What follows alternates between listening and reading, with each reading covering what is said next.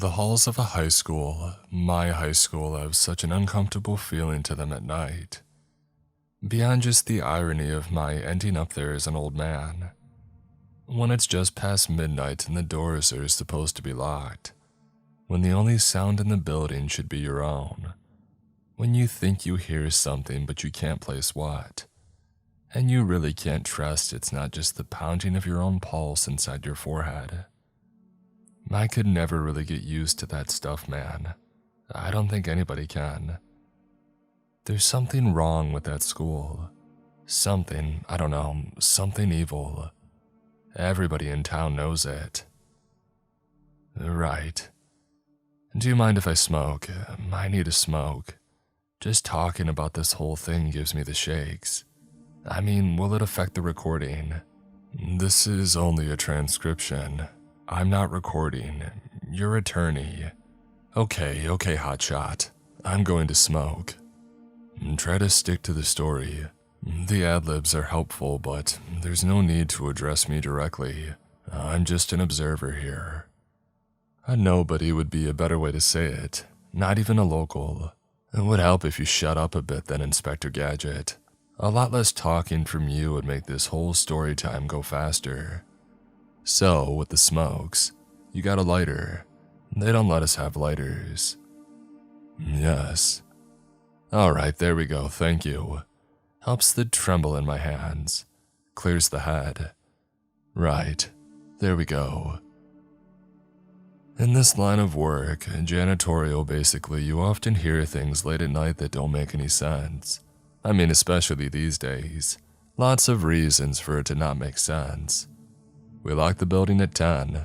We're updated with the latest security cameras. We have bulletproof glass with shatter warnings. There are banks less protected in this country than schools. Did you know that? I might as well be sitting on top of Fort Knox itself and nothing but a little rattle down the hall could still push me close to wetting my pants. It seems stupid, right, to feel that way. Ridiculous even. I'm a grown man, but I couldn't shake that feeling.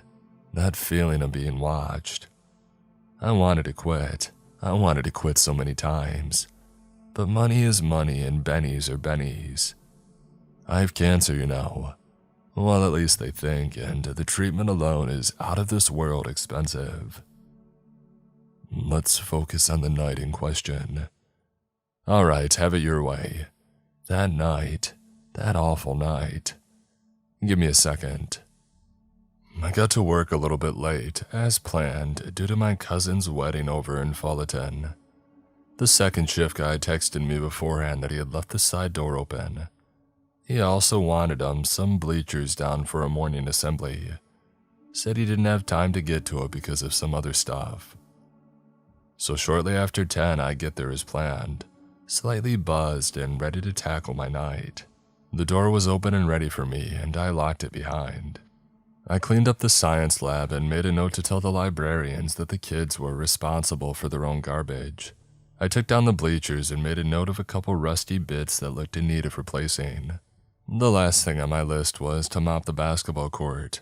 Coach had complained about kids slipping, but the mop was in the boys' locker room, and right away, even when he had asked me, I started to get that feeling again.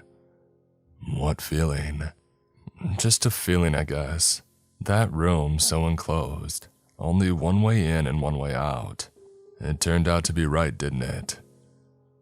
What did you see?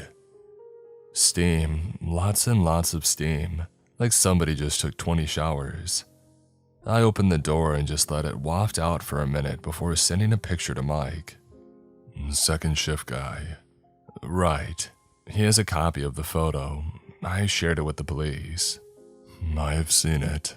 Please continue. Right, Hotshot has seen it. Well, once the steam cleared, the locker room looked like its old self. A little damp, maybe. I went over to the bathroom there and noticed that the shower there wasn't running, but the handle was still hot. So my first thought is probably the same as yours right now. Kids. Right. It's not unheard of for some teenagers to stay after hours and steal stuff. Certainly more likely than the alternatives. So now I'm in Argus Filch mode. I've got my mop stick, I've got my hip dysplasia, and I've got White Valley PD on speed dial. I take off running out of the locker room and into the hallway with no particular direction in mind. I think I just felt better getting out of there. And then somebody screamed. Describe the scream. Well, let's just say it wasn't the "we're having fun" scream you might be expecting to hear from a band of marauding teenagers. No, this one came from the bottom of the belly. Deep, animal-like. Couldn't even tell if it was a man or a woman, just a person, you know. Fearful. Yeah, sure, fear, panic, pain, all of that. What did you do next? I ran. Where? Well, towards the scream. I ran so fast. I thought that my knee would give out. Somewhere along the way, my phone dialed for help. I know because I have the receipts. I don't actually remember doing it. I don't know why. It's like my memory is messing with me. Try to focus. I saw a flash of black. It looked like a hood or a sweatshirt or something. The shape disappeared behind a door that led to the second floor staircase, so I followed it. At this point, my shirt is covered in sweat and my knee is throbbing, but I'm gaining on him. By the time I enter the bottom, his footsteps are directly above me. He walks so heavy, I can't forget that sound, like two bricks slamming into the tile one after another in rhythm. Thunk, thunk, pause, thunk, thunk, pause. So I leap up the staircase two at a time and my foot slips. My knee connects with a lower step and my eyebrow hits the ledge. It hurts so bad. Even in the moment, my entire world is a gush of pain, blood, and sweat. But at this point, the adrenaline takes over. I pick myself up and I enter the hallway. And that's when I saw him turning the corner. The only time that I saw him. God, I don't even know whether to say him. Can you describe anything about, let's just say, the figure you saw that first night? Not much. The blood, the fall, I couldn't see much. But I'm a tall guy, just a bit over 6'7", and this figure, looked to be about a foot taller than me, maybe more. Thank you. Now for the hard part. Do we have to? Yes. I don't see why. I told them everything I know. One last time. Crap. I'm gonna need more smokes. Help yourself. I followed the figure down the hallway in the direction that he went, towards the library. I didn't see anything at first, didn't hear anything either. We kept the lights turned out up there, on account of the bill and lack of use at night, so I had to use my flashlight. I moved over towards the reception desk. A lot of the books were scattered all over the place, like there had been a fight, which was weird because I specifically remembered the second shift guy saying that he had swept the library. I started to look for my phone again when I heard this whimper. I turned my flashlight up to the ceiling and that's when I saw her, the missing girl, Janelle. She was hanging there. By rope. That's your first question? Yes, by rope, tied up to the rafters way up. But it wasn't around her neck, it was around her waist, so her body was just sort of crumpled over due to the gravity. And her mouth was gagged. She looked down at me like she wanted to say something to me, but she was bleeding from a cut on her shirt. Bad. She looked close to passing out. Where? I couldn't see where, I could just see the blood. One thin line cut through the fabric, east to west. She tried to scream, but she couldn't. I froze for a second before I went to get her down. I told them that. Just the shock, I guess. And then I moved the flashlight to the desk, looking for a knife and pen, anything that could be used to cut. But when I turned the light back, she was... what? Gone. Just gone, like it never happened. I don't know how else to describe it. I searched the entire library. I looked up, I looked down, but nothing. She disappeared. And can you confirm for me that you have not seen Janelle Peterson since the night of the first? Nobody knows what happened to those kids, least of all me. Well, thank you. This gentleman will now lead you back to your cell. End of interview with Suspect 1, John Baker. My son always struggled to adjust to trauma. That was the way the therapist put it. Sammy just needs more time, you know. More time to cope, more time to dwell, more time to broil. He lost his father at a young age. I never remarried. I never had much extended family in the area. The few male role models that we found filtered in and out of his life as frequently as the metaphorical doors slammed in our faces. I hated myself for it. I worried that he struggled to understand men because of it. I worried that he wouldn't grow up right because of it. I just worried that he would be broken, you know. That inborn sort of rebelliousness in him led to problems with authority, staying out late, and girls. Oh gosh, the girls. One after the other. A dozen different embarrassed looks from my living room couch. You wouldn't believe the stories. But I did my best, you know. I think we both did. Sammy kept his grades up. He took his medication regularly. He attended all his doctor and therapist visits. I wore the pants and the dress, so to speak, in our odd little relationship. Mornings for me at the convenience store on Highland Avenue, afternoons over at Rigby's Dine and Drive, played on the table by 6. I couldn't promise to always be home for the plate, but the plate itself would always be there, you know what I mean. We had an unspoken bond, my son and I, especially about food. I couldn't disappoint him on that, not with everything else going on. Oh yeah, that reminds me. I haven't offered you a thing since you walked in the door. Oh, ruder than rude. And now I'm just talking your ear off to boot and cussing. What can I get you? Coffee, tea, water, beer. Pretty much these staples for folks in these parts. Water would be lovely. The folks would like it better if you said beer. I have to drive. Okay, pretty boy, keep them cheeks hydrated. One water coming right up. Lovely. Please continue. Don't know where. Let's move on to Janelle. Huh, Janelle Peterson.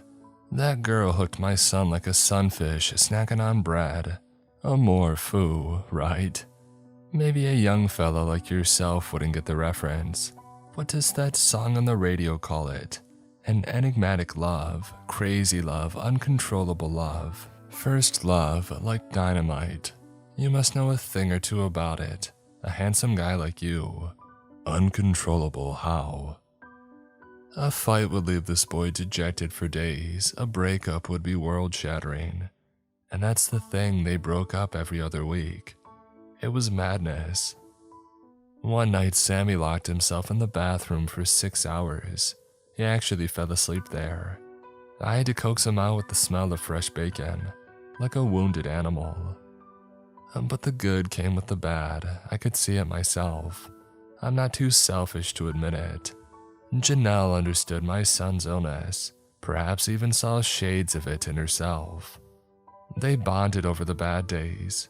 Most people think of mental illness as a dividing force in relationships, but for Sammy and Janelle, it brought them closer and made them stronger. Well, that's wonderful. They got pregnant 2 months after they started dating. I see. Well, that was hard for me to take as a mother, you know. I felt like I had failed them. Easy to see why. Janelle she's a junior, so she's only 16. 17 now since their disappearance. My Sammy is about a year older, 18 in a couple of months. Their baby boy is due in just a few weeks. Would be due, should be due, who knows anymore. Funny how that works with missing persons. How often are they pregnant? How often are they kids too? Is my unborn grandson missing as well? Did he ever even get a chance to be missing? I'm sorry.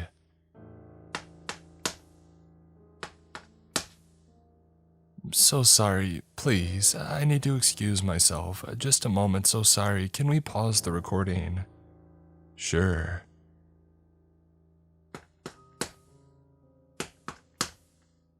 Hello? Oh, apologies, a restroom sprung a leak.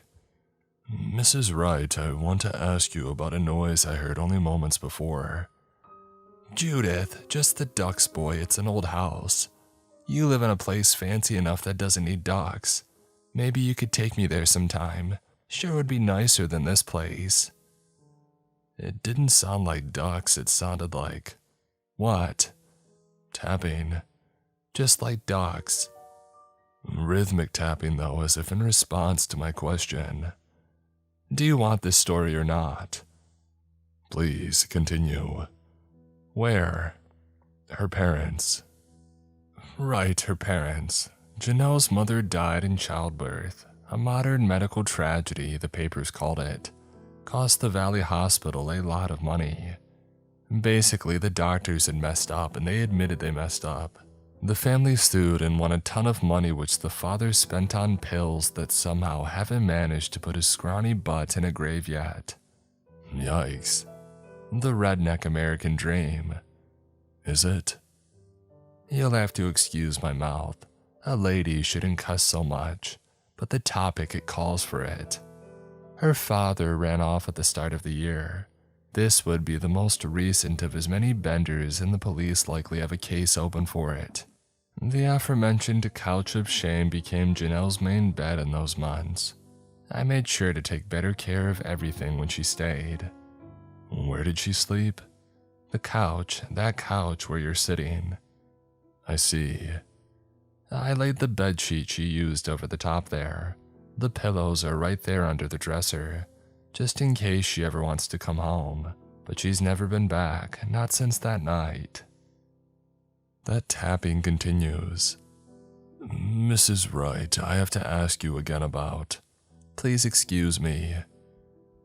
Is there somebody there? Okay, so sorry about that. I needed to check on. Mrs. Wright.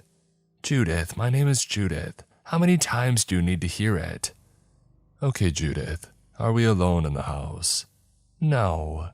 Well, you didn't tell me that before. You didn't ask. Judith, please tell me who's here. I just want to bring my boy home. He said he could bring my boy home. Judith, is there someone in the hallway? You want to know about the tall man? I see someone in the hallway. I am armed. I'm not sure he's even a man. He doesn't really look like one, but he sure is tall. Mrs. Wright, Judith, you're bleeding. He said he would make it all better, sweetheart. I see someone out there. I couldn't hear him say it, but I could feel it. Do you know? One for one. A grandmother for her grandson. That's not even a choice, is it? I'm an old woman. Take me, I said. Take me and give them back the baby. Give them back that sweet baby. But we need one more. One more to bring Sammy home too. And by now you must know who. Judith. If you could only kiss me, pretty boy, I would love one last kiss, one last screw even, before he rips up that pretty little face of yours. Judith, run. I used to believe that nothing is impossible. I'm not talking about those printed little cliches hung up in home offices. I mean literally. Nothing exists beyond the boundaries of reason. Absolutely nothing. Everything that cannot be understood is simply transcends to a realm outside of mankind's understanding. And that doesn't make it impossible, does it? Just misunderstood. A decade worth of knowledge can render the impossible as commonplace. We see it all the time. I suppose all of that can still be true in a roundabout way. Somehow. But as an educated man, it does feel absolutely absurd to be sitting here talking to you about the existence of monsters. Do you believe in monsters? I believe in whatever the heck lives in that school. Can you describe it to me? I don't understand this. I don't understand any of this. Why isn't the military here? Who are you? What is this? I am just here to gather the facts. The fact is that those kids are still missing. It's been months. Do you plan to do anything about it? Does anybody plan to do anything about it? A dozen different interviews with cops and lawyers alike. Is anybody any closer? Did reliving this again and again solve anything but pad the pockets of some police, private eyes, and what? What are you exactly? You still haven't answered my question. I'm here to help. What does that even mean? You're here to help. Do you think you're a fortune cookie, son? This is people's lives that we're talking about here. This is life and death. And if you're not going to be straight with me, I'll walk away. I know my rights. I don't have to say anything to you. Give me one reason to waste another breath on this nightmare. I'm here to talk about the monsters. Yeah. Yes. Good. Well, good. First smart thing that you've said since you sat down. Have you seen one? You have, haven't you? Yeah, well, that's good. Good, about time. I expected more of a military response. Like I said, based on what I told the police. But nobody listens. Everybody in this town. The police consider you to be a prime suspect in this investigation. What? Why? How? Due to your close relationship with all of the victims. Past drug convictions. A little bit of pot and after-school astronomy makes me a criminal. You were also present at the time of their disappearance. Well, that's not enough. I didn't do anything. They know I didn't do anything. My head, the bruises, they have to know I'm still suffering. You wanted one good reason. What? One good reason to talk to me. This is garbage. So talk to me. Tell me about the astronomy club. Why? I think I can help those kids. I want to help those kids. That's all. I know you do too, Mike. That much is true. I can't stop thinking about them. I see them in my dreams every night. I want this all to be over. It was a small group, correct? Just the 6. We had more last year. Lots of seniors graduated. Name the current roster for me. Well, the pregnant girl and her boyfriend. Jeff, David, Nick, Kimmy. That's 6, right? And when did you meet? The purpose of the group is to look at stars. The best time to look at stars is at night. So in the fall and winter, 6 or 7 depending on a few things. Never later, never in spring. Always weather dependent. Where did you meet? The soccer field has the best view. Okay. All 6 kids attended that night. Obviously.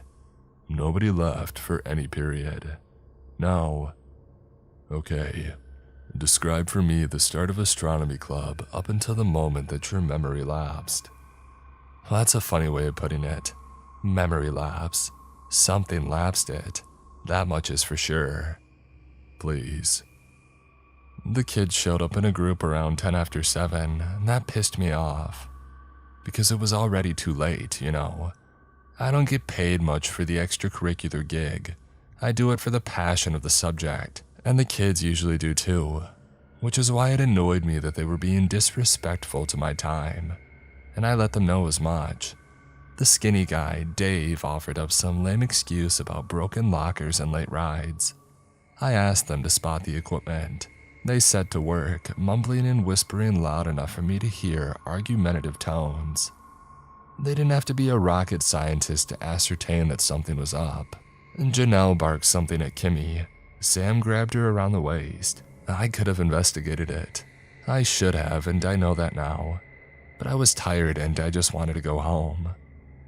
These kids and their drama just didn't interest me, and never did. It was better that way. You see a lot of teachers get too invested. That's weird, especially for a single and lonely middle-aged guy like me. Sometime around half after, we had all the remaining equipment set up. The kids listened quietly as we reviewed the major constellations. Whatever fight they were having seemed to have dried up by then. The girls were standing next to each other. The group laughed at my bad jokes. They asked relevant questions. They seemed interested in the topic at hand, and the sky was clear that night. We could see all of what we planned to cover with minimal manipulation. So I lightened up and I started to enjoy my job again. We had just finished pointing Nick's viewpoint towards Orion when something bright turned the entire lens white. Everybody saw it. A few kids actually jumped back and complained that their eyes hurt. I looked up and scanned the sky for the source, but there was nothing. The whole thing turned black again, like it had never happened. The group argued a bit about what it could be. I advocated for heat lightning. Somebody pushed for a comet. Another mentioned that it could be a meteor, which caused me to spend the next 15 minutes explaining the difference between the two. When out of nowhere, something reached up and smacked me in the back of my head. Just as suddenly as I had described it, my whole world went brown. The edges just sort of blended. My face connected with the ground, but I didn't lose consciousness. I wish I did. Because the thing that sits with me the most, my friend, the reason this story is so hard to tell, the reason that I fought you from the start, is the screams. Those screams, I can't keep reliving them. They eat at me, they weaken me. I can hear them now, talking to you. The way those girls seemed so frightened, so completely terrified. I've never heard anything like it. So primal, so gut-wrenchingly awful. Like a mouse cornered by a cat. Like a gazelle right when the lion digs in a claw. This was the scream that only happens when death is certain and bodily instincts have taken over. And the worst part was that I couldn't see anything. I didn't even know what in the heck they were screaming about. My head was pushed onto the grass and my eyes were facing the wrong direction. I didn't have the strength or balance to move. Everything was swimming. I honestly thought that somebody shot me. I honestly thought I would die before each coming breath. I could hear one of the boys yell to the others that they should run. Jeff must have not listened. There was a rush of footsteps and then a thud and then more screams. I finally managed to turn my head to the right. It weighed as much as an anvil, only to look directly into this poor kid's lifeless eyes. Like a mannequin, like a doll's eyes. Jesus. I know this is hard. He was dead, deader than dead. I don't know how else to describe it. From that point on, it became pure and thoughtless chaos. Something roared, the children screamed. I saw one of them run to the left, another moved to the right, and something grabbed them, all of them, even the dead boy. Something long, wet, and black. I guess you could call it an arm. I couldn't see it very well. After a moment, they didn't scream anymore. After a minute, it got very quiet. By that time, my eyes adjusted enough to the darkness and pooled blood. I saw a figure out there in the distance, maybe about 20 yards out, past the goalpost, headed toward the library, walking away from me. I couldn't make out many details, but it was tall, too tall to be human, and it had these long arms that dipped behind it like tentacles. The children were being dragged behind. I couldn't see whether they were conscious or not. I finally mustered up the courage to yell something. I don't even remember what. But afterwards, this monster turned around and looked at me. It stared directly at me and I could feel it. Could you see anything then? Yes, yellow eyes, like a snake. Thank you, Michael, again. But this isn't anything different from what you have told the police. I'm afraid it'll be difficult. Wait. Yes. They won't let me in the school anymore. I mean, I don't blame them. I don't want to go in. But even when I drive by or walk by, I can still feel it, you know. I can still feel him like a presence. I won't go near there anymore. I don't think anybody should. I don't think that it's safe. And what do you feel? He's trapped and he's angry. He's very, very angry. Thank you, Mike. I can feel it too. Don't you remember what it feels like to be young? You've got to, somewhere, somehow, try to imagine it. That beat in your chest that slips down to your stomach like butterflies and stress mixing together and rolling over to do happy little cartwheels through your insides. I want to feel that way forever. I want to suck it all up and bottle it somewhere before I get old. You know, I just don't have that much time left. That's not true. Really, the only event after prom is graduation, if that even happens, and then it's gone forever. Just like me, another town, another place, I just want to live this life while it lasts. I want to feel 17 while I'm 17, you know. This life doesn't end after high school, hon. But this feeling might. I know that you felt it once before Mom died before you got old. I found your old yearbook on Grandma's bookshelf. You were handsome. Long hair, dark glasses, a big smile. Lots of signatures from lots of girls. What happened to that guy? Is he dead or do you keep him locked up, like you do with me these days? That's not fair. No, none of this is fair. Things were different then. What? You mean you didn't live in a freak town with a freak monster running around kidnapping freak kids? Honey. No, Dad, really. I want to know the cost of what I'm missing here. The price for our supposed safety. Be honest with me. Will there ever be anything in my life just like prom again? I didn't say you couldn't go. No, you just want to chaperone and creep from the bushes so hard that my date will think you're going to gut him like that missing girl who got gutted. Katie, Jesus. What does he have to do with anything? Janelle. Huh? Her name is Janelle. Are you seriously recording this right now? You're secretly recording your own daughter on her prom night. That's messed up, Dad, even for you. No, yes, I don't know, I guess I left it on. I'm sorry, honey, I'm going to finish getting ready. Wait, Dad. Can you zip me up? Sure. I wish we never even moved here. Me too. Like really, Mom never would have allowed it. Yeah, you're probably right about that. The rain never stops. Oh, it does sometimes. The cold is awful. So you wear a jacket. The people here don't even drive like the people back home. What do you mean? I mean, look at them, the way they stare at you. I mean, who does that? Look at that one lady. Her eyes aren't even on the road. Why is she staring at us, Dad? That's so creepy. I don't know, honey. I wish this rain would stop. I know. It's going to ruin my dress. I'll carry you in if we have to. You're sweet. Your date is meeting us. He is. What? In my day. Yeah, I know. It just seems strange for you to walk in alone, especially with everything going on in this town. We could have picked him up too.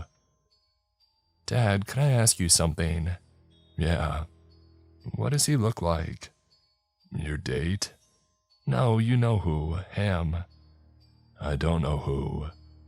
You said you saw him at Sammy's house, waiting in the dining room watching, listening to everything you talked about. Only a shadow. A shadow that moved. I don't want to talk about it. I need to know. Why? Because it affects me too.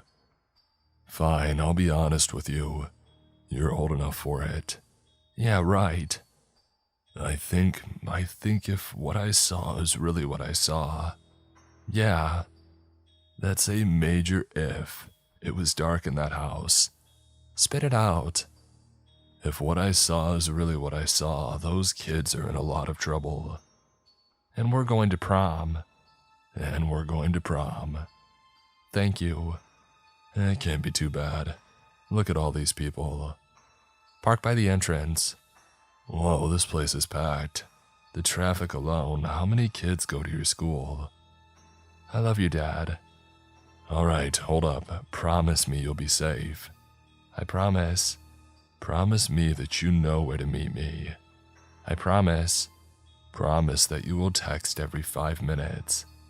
10? 5. Promise that you know I love you. I promise and I love you. Bye, Dad. Text from Katie, 7:58. I made it inside. Thanks again, Dad. Notes, 8 p.m. A melancholy song plays on the radio. Rhythm gives way to static. Rain patters against the glass in slow harmony. A loud knock on the window shakes my focus. A jock in a white tuxedo pulls up by the passenger side.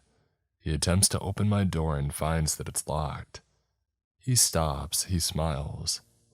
Are you here to see him? He asks. Who? Don't play games, you know him, you've seen him. He's seen you. Don't interfere, I'll be back. Can you tell me what that means? I shout to the now retreating stranger in the parking lot. Can you please tell me what that even means? Text to Katie, 8:02. We need to go, I'm sorry, something is happening. Text to Katie, 8:03. Let's go, now. Notes, 8:08. Static fades as the local college radio station's signal overtakes it with a stray light run. My mind runs through the probability of finding my daughter versus her finding me. I settle on the latter.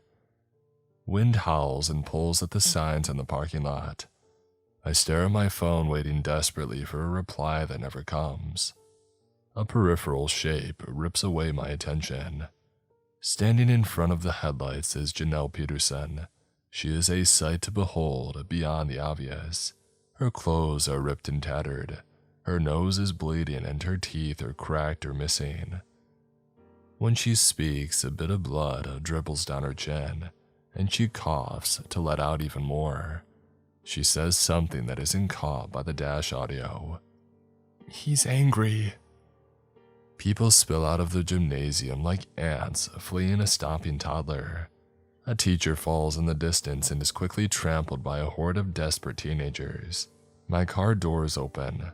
Janelle is in the back seat. Katie is in the front. Drive, my daughter screams, and shakes me for good measure to break through the shock. I lock the doors and I hit the gas. The acceleration lurches us towards the fleeing mob.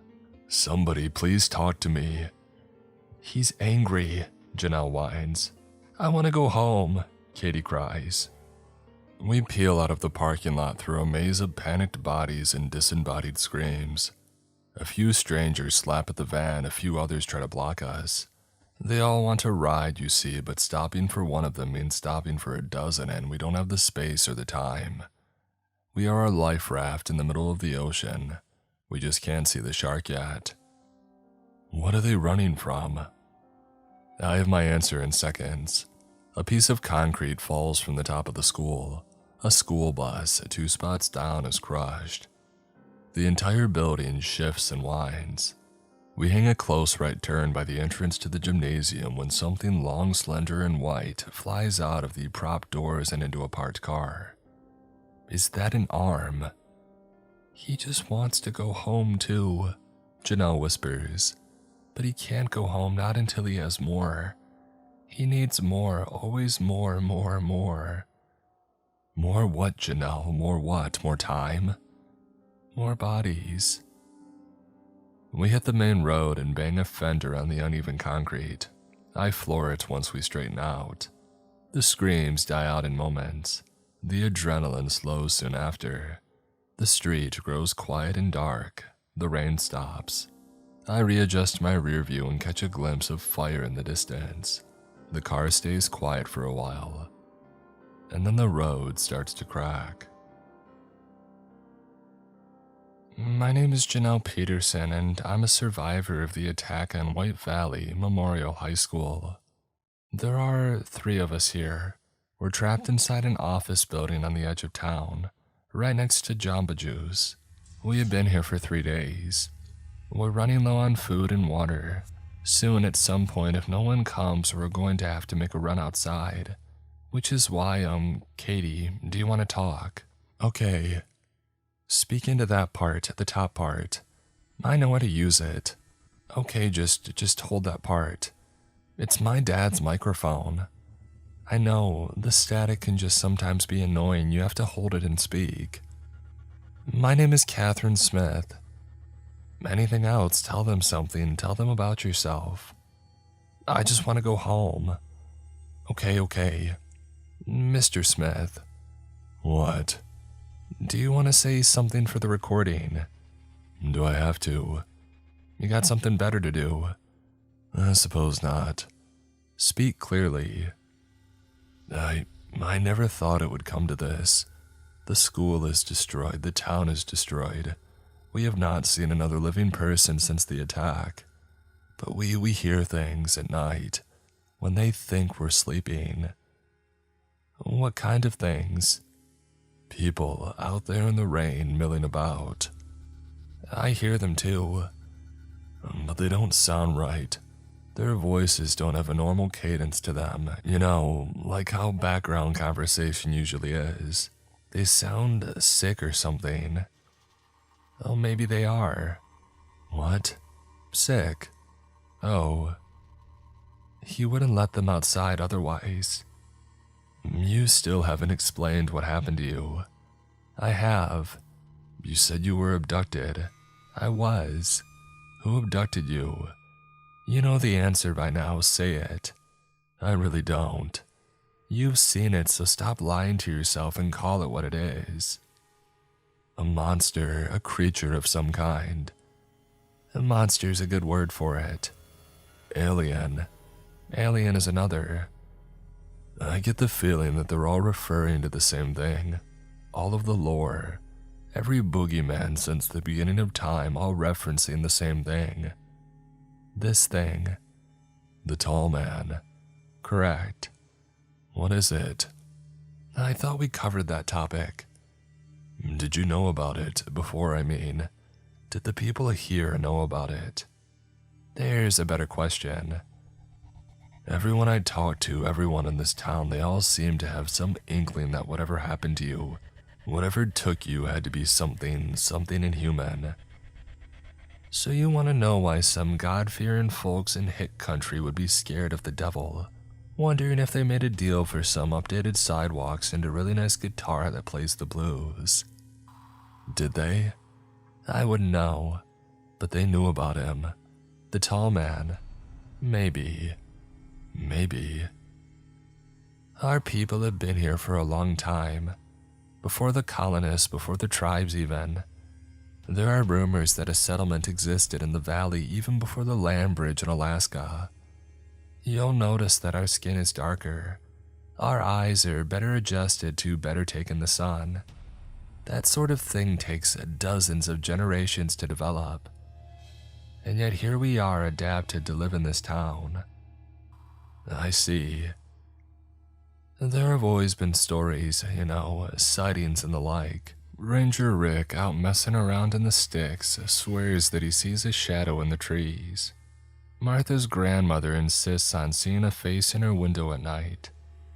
But these were just rumors, urban legends that folks never really took seriously, of all the high school kids. I guess every rumor has a nugget of truth in it. What happened on the night that he took you? I don't remember much, it's better that way. I remember floating for a bit and then crashing for a bit and then hearing a baby cry. My baby. I don't even know if it was a boy or a girl. Did you see the others? Oh yes, all of them. Jonathan, Jeff, and the rest. Where did he take them? A tunnel beneath the school. He dug it out like a rabbit. Why did he take them? Well, that's the million-dollar question, isn't it? I only know the answer because he told it to me. He speaks in your mind right when you least expect it. What did he say? He took them for a trade. The place that he comes from doesn't want him anymore. He needs to bring back something of value. People. Men, women, and children are the biggest ones. Lots of money for kids. He's a pirate, a people pirate. Funny phrase, isn't it? Simple economics, goods exchanged for freedom. Amazing how well that concept travels. So he got what he wanted, 6 high school students, and wasn't that enough? Why destroy the town? Well, he needed more, always more. Alive is better, but dead is okay too. And your baby, it fetches the highest price of them all. How do you know this, really? Can't you hear it? Can't you hear him?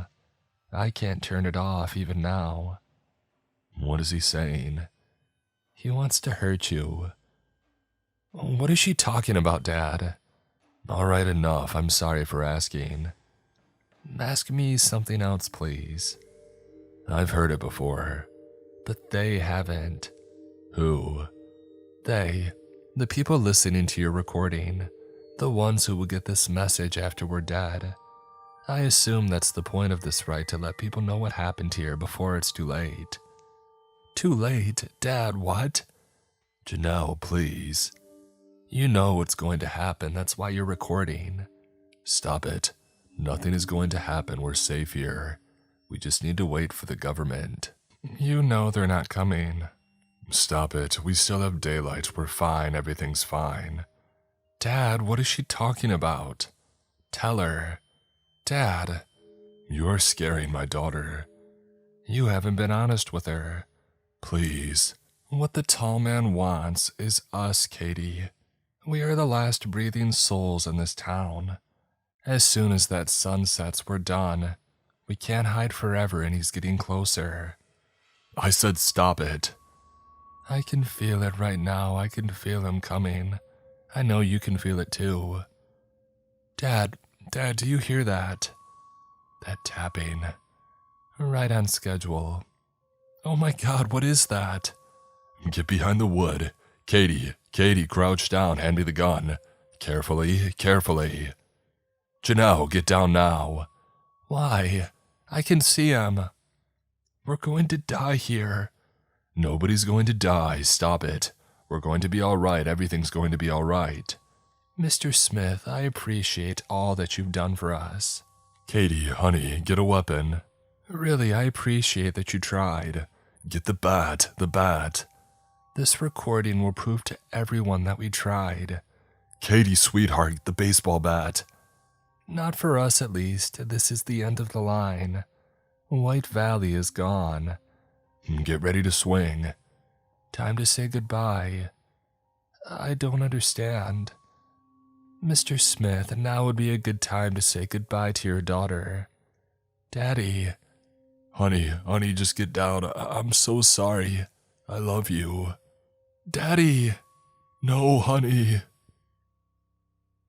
Goodbye.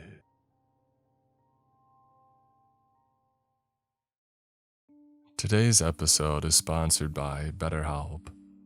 Taking care of your mental health is very important, and it often gets pushed to the side with all of our day-to-day responsibilities. Take the time to make time for yourself and give therapy a try. This Mental Health Awareness Month, let's encourage everybody to take care of their well-being and break the stigma. The world is better when people are healthy and happy. I've benefited from therapy personally, and I'm slowly starting to learn to love the person that I am, along with being comfortable in my own skin. And BetterHelp is fully online, making therapy affordable and convenient, serving over 5 million people worldwide. And BetterHelp has over 10 years of experience matching people with the right therapist. From their diverse network of more than 30,000 licensed therapists with a wide range of specialties. We're all better with help. Visit betterhelp.com/MrCreeps to get 10% off your first month.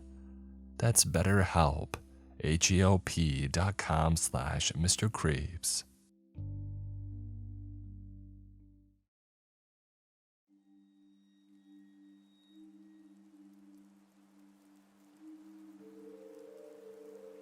I squint through the snowstorm and look down to my watch, raising it a little closer to my face for a better look, but I don't know why I bother. It's just a force of habit, I guess. The watch is broken. It's always broken. I should replace it really, after all. I mean, who wears a broken watch? I just can't bring myself to do so. It was passed down from my granddad through my brother. 3 different repair places have all turned me away and said that it was impossible to fix. Too old, they say. Sounds like bullshit to me, but hey, what do I know? I shiver and my gaze returns to my surroundings. I draw my coat a little tighter around my body. The storm rages. All around is snow and an endless world of white, illuminated through the dark with the mist-blurred orange of the endless, dutiful street lamps. I carry on trudging along my way. At the beginning of the night, right after the bus had dropped me off, I considered waiting in the spot that I was left behind, waiting for the driver to realize his error and to come back and get me. But it was just too cold for standing around, and so I started walking down the road, following the bus's direction of travel. It's been a few hours now and the bus never came back. So yeah. Hey, my name is Sam, by the way. I'm 15 and I'm lost in the snow. I didn't realize the mistake until the bus had driven away. The storm beyond the windows was too thick and hell. Why shouldn't it be dropping me off in the right place? It's always the right place. Never am I dropped off in the wrong location. Except for this evening, it would seem. This, the evening of the storm. I grimace and close my eyes tight shut against the sudden barreling gust of icy wind. I have no idea where I am. Maps isn't working, but I should be okay.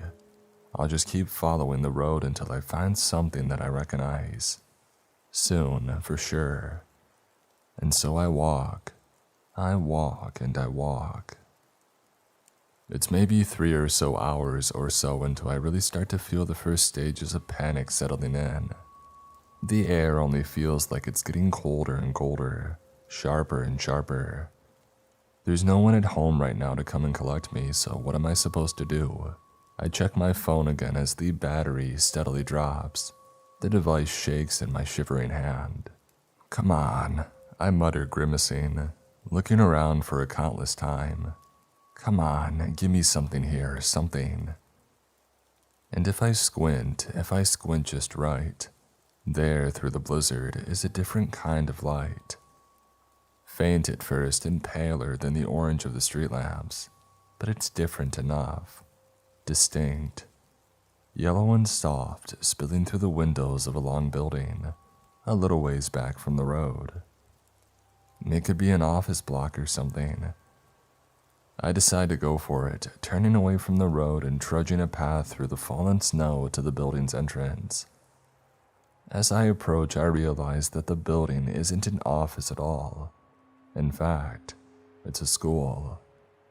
Not mine nor one that I recognize, but a school nonetheless. Damn, it's probably locked up tight. I think aloud as I reach the front doors, but to my surprise, they push right open at my touch, and so I head on inside. It's not very warm in here, but hey, at least it's out of the wind and the snow. My footsteps echo on the hard floor. The door closes with a thunk behind me and the sounds of the weather are dulled. I draw down my hood and allow myself a breath. It fogs and clouds over into the surrounding air and I look around. The school's main lobby is illuminated like 2 of its offshooting corridors, with a faint, warning yellow. The light in corridor 3 is flickering silently, and the light of the 4th is non-existent. Dead dark and a picture of shadows. An unfamiliar emblem is emblazoned on the wall to my left, above the motto, Ad mortem, ad lucem. A disturbing sense of unease passes through me. The light flickers and the air chills. I try to clear my throat, but the noise sounds distant and far away. My breath clouds around my face, and a shadow, vast and long, swims into my field of vision across the walls and the floor. Slowly, as if beneath a body of water, I turn my head. I turn to look behind me and stagger away in horror, as fast as this newly thickened air will allow. Beyond the glass of the entrance doors and drifting through the snow and shadows in the air is a living nightmare. What appears bizarrely to be something akin to an enormous eel, black and creeping, slithering its way through the evening air as if the storm were the bottom of the sea. Its jaw cracks open a slither, and as it passes me by, I see its teeth, gray in spite and beyond count. Its eye fixes upon mine. It glows like the lights of the school, yellow, only brighter. The pupil of this great eel is rectangular, in the manner of a goat's, and deeper and darker and blacker than anything that I've ever seen. To meet this thing's stare is to look back into the eye of the abyss. It drifts past the door at a right angle, its long and snake-like body following on behind, and I tear away my eyes. Shit, I stutter uselessly. No way, and I turn tail and I run, away from the doors and deeper into the building. I pass by a window to my right and I see another dark shadow. A second of these creatures perhaps as it swims through the snowstorm outside. What the hell is happening? I shout out loud, hoping to break through the sounds of my breathing and my beating heart as I tear down the hall and around, corner after corner. I found myself drawn to an ascending staircase, and so up I climb after a quick check over my shoulder. I don't think that the creatures can enter into the building, but the flickering lights and the dancing shadows are playing tricks on me. I climb as quickly as I am able and I crash down into the nearest classroom, fumbling and stumbling amongst the chairs and landing on the ground in the dark. I catch my breath. The only light comes through the glass in the classroom door and through the long, wide window beside me. The blinds are open and the snowstorm rages beyond. The light of a street lamp, faint and as far as it is, filters calmly inside. It illuminates the tips and edges of the chairs and tables. It casts a glossy, reflective shine across the artwork, presumably drawn and painted by students hung on the walls, and across the hair of a girl resting casually on the counter. "Hey," she says with a smile, and I recoil in surprise. "What the? Who are you?" I ask, stuttering.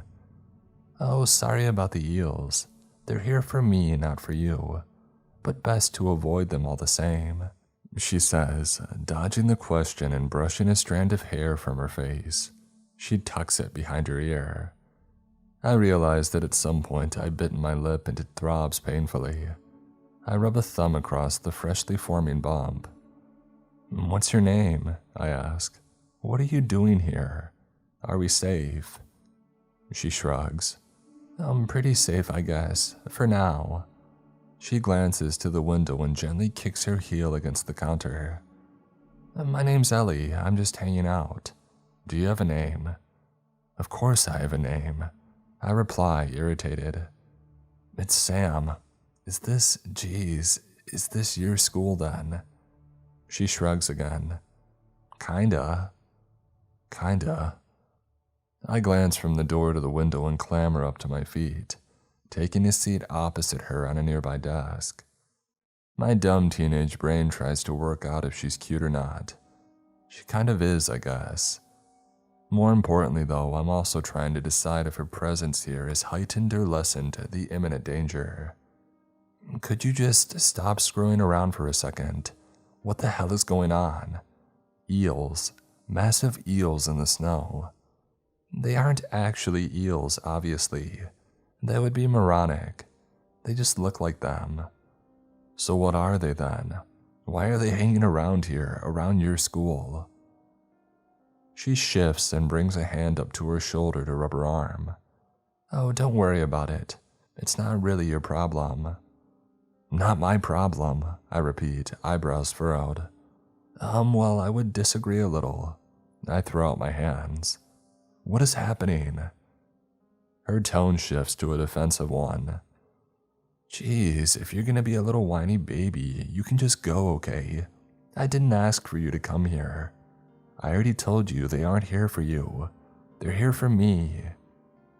Ellie crosses her arm and stands up from the desk, turning and walking away to face the window. A whiny little baby. Oof.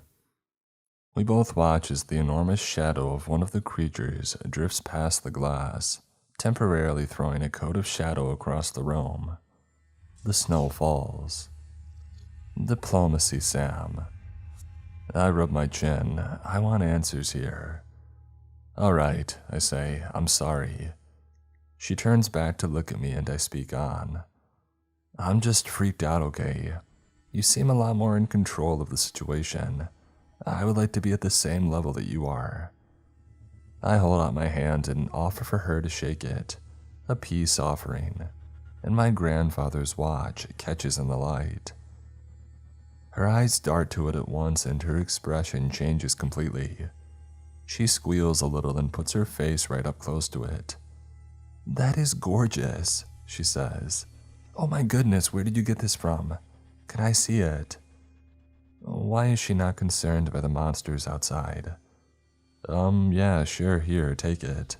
I unclasp it from my wrist and make to hand it to her, but she takes a sudden step back. Oh, no, it's okay. If you could just set it down on the table, that would be great. I pause. You want me to just set it down on the table? She nods and smiles pleasantly. Yes, please. Right. I do as she asks, and instead of passing the watch directly to her, I instead place it gently down on the nearest desk. She rests on the surface, one hand on either side of the timepiece, and gets her face really close to it. You were wearing it on the wrong wrist, you know, she says as she studies the thing. I shrug again, irritated. Well, I'm left-handed, so... And it doesn't work, she asks me. It's broken. Why would you wear a broken watch? Even a broken watch is right twice a day. I reply dryly, and to my surprise, she actually laughs. I chuckle too, a little awkwardly in surprise. Sure, she says, sticking out her tongue. The shadow of the eel drifts past the window. Again, we're casting a shadow as it passes us by, swimming through the rush of the storm. Please just tell me what's going on, all right? I say to her, my temporarily misplaced fear returning at full force. Come on, don't play around with me. Are we actually in danger? I certainly feel in danger. She ignores me, squinting carefully at the broken watch, muttering quietly in thought to herself. Time. It's such a funny thing. Hey, enough is enough, and I step forward. I reach out to grab her arm, but in my attempt, my hand passes right through her skin. Her skin and body and everything else. She is massless, and I watch as my hand passes effortlessly right through her arm, translucent and flickering. After a moment of processing, I take a silent and horrified step back. She sighs and straightens, brushing that same strand of hair behind her ear. She no longer looks as solid or indeed as grounded as she did a mere moments ago. I'm sorry that you ended up here tonight, she says quietly. The wind whistles beyond the walls, and the snowstorm rages. So, what's your deal, Ellie? I ask, mouth dry. Are you a ghost or something? It's meant as a half-joke, really, but the question hangs in the air. She wrinkles her nose and then shrugs. I laugh nervously. So, are you a ghost then? I'm not alive anymore, if that's what you're wondering. She nods to the window. That's why the creatures are after me. I'm not still supposed to be here. Oh, I reply simply. For some reason, I see in my mind's eye a rough bird's eye view of the school, piled high with and surrounded by snow. Faint yellow light shining from the windows in the storm as the eels circled around and around. I could run. I could just turn around and run back the way that I came, back into the storm. Though I'm not convinced by what she tells me. The idea that the eels will just ignore me is a nice one, but I don't know how true it is. I'm not sure that she really knows either. How did you die? I ask a little awkwardly, if you don't mind me asking. She doesn't reply at first. She only goes back to studying the watch. She holds her hands above it, and then I observe in awe as she draws them suddenly back, and a glowing representation of the watch's inner mechanisms are blown up and fixed in place in the air just above us. Cogs and gears all stilled. "Whoa," I murmur, and she smiles. And then she sighs and the smile escapes from her face. "You can see for yourself if you really want to," she says, pointing to the mirror in the corner of the room. "Though it's not a fun story, so be warned." Cautiously, I make to head over, and she seems to have some second thoughts. "Wait," she says suddenly. "Actually, I don't think that's much of a good idea. You should leave, honestly. The creatures won't hurt you. I'm just waiting here. Seriously, you don't have to look." But it's too late now. My curiosity is piqued, and it might as well count towards my safety and survival, so I turn back to the mirror and I stride towards it. "Wait!" she shouts as I put out a hand, and it passes through the surface of the mirror like water. All around me at once is mist, swirling glass-like mist and distorted cries from behind. Ellie is calling back to me, but it's too late. I have stepped through and now I'm falling. There is nothing to keep me anchored. And I land with a thump and a groan at the entrance to the school. I am outside, but there is no snow right now. I jump to my feet and receive some strange looks as I'm surrounded by kids, all roughly my own age, though I don't recognize a single person by sight. I glance back to the building. It's very different in the pale gray light of this particular overcast morning, but it's the same school all right. But when? I'm an avid reader and it always infuriates me when I'm forced to spend paragraph after paragraph and page after page reading through the main characters gaping and gawking in narrow-minded disbelief. So I swore to myself once many years ago that if I ever found myself in an unlikely and unpredictable situation, that I would do my best to just roll with it, to take stock and act as logically as I am able. So I take off my coat and I wrap it around my waist. I smooth back some of the ruffles in my hair, and I do my best to uphold that promise. I take a quick look behind me, but naturally any evidence of a mirror or any kind of ethereal doorway has vanished. Very well. I turn back to the entrance doors to the school and I join my apparent peers, climbing the steps and heading on inside. The kids all around me are giving me strange looks and I am at once incredibly self-conscious. "Who's the new kid?" I hear one girl whisper to another. I glance to my left at the school's logo. Ad Maloria, ad Lusam. I wonder for the second time what it might mean. And nothing probably. Schools around here love their Latin mottos. Around where, Sam? Where the hell even are you? I reach down to my pocket for my phone. A renewed chance to check maps, perhaps, but my pockets are empty. "You can't take anything with you," comes the voice of Ellie from above and all around me, and I swivel on the spot, staring up at the ceiling. "Hey, where are you?" I call out, and the conversations around me fall to a hush, and then change to stifled laughter. Who the hell is this guy talking to? I flush and make to stride down one of the school's corridors, bumping hard into a girl in a bright purple coat as I do so, knocking her books to the floor. She looks up at me and flushes in turn, brow furrowed. And it's her. It's Ellie. "Ellie," I say, "help me out of here, please. At least a little clue would be nice." She stares at me, expression uncertain. And then after a pause, "Sorry, do I know you?" I turn my head. "It's Sam. We were speaking just now. You called out to me." She shakes her head, maintaining eye contact. No, sorry, I don't remember you. I'm sorry." "Get a grip, Sam. Think logically." "Right," I manage. Sorry. Here, let me help you with your stuff." I crouch down to the ground to collect her books. 2 science books and a purple personal journal of some kind.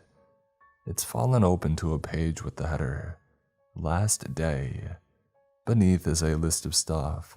I manage to read a couple of the items in confusion before she snatches it out of my hand. Apologize to Mrs. Reeves. Clear out locker. I look up at her. What does last day mean? I have to go, she replies quickly, stuffing her things into her bag and hurrying away into the crowds. Hey, I call after her. Wait up, come back. But she does not. Holy shit, I mutter to myself, rubbing a hand across my forehead. Language, young man, comes the sharp voice of a teacher behind me. I turn to him. Oh, sorry. He squints down at me. Do I know you, lad? No, I'm new. Right, well, you'll be expected in registration then, won't you? What's your name? I give it, and the teacher is, of course, unable to find me in the records at the desk. Well, he says, just spend the morning with Mrs. Reeves. Your timetable should largely follow that of the other students. Do you know if you're in history or geography? History. I lie and the teacher nods. I'll have a schedule printed for you. Room 8G for now though, Sam. And don't let me catch you swearing again. Right, yeah, sorry sir, gotcha. I nod and take a quick leave, running the great barrels of new information through my head as I walk, trying my best to process, to act soundly.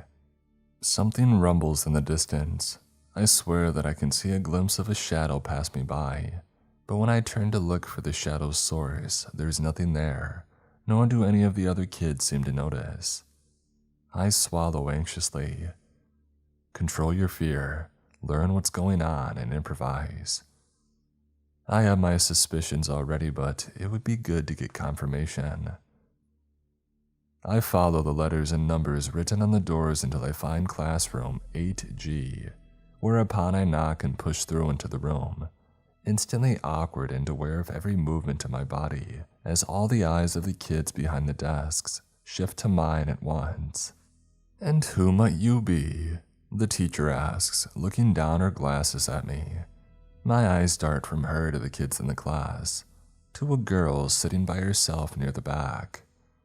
Ellie, I blurt out without thinking, to an eruption of laughter from the room. Ellie herself flushes a deep color and looks down to the desk. Mrs. Reeves looks between us and sighs. I find that unlikely, young man. Your name, please.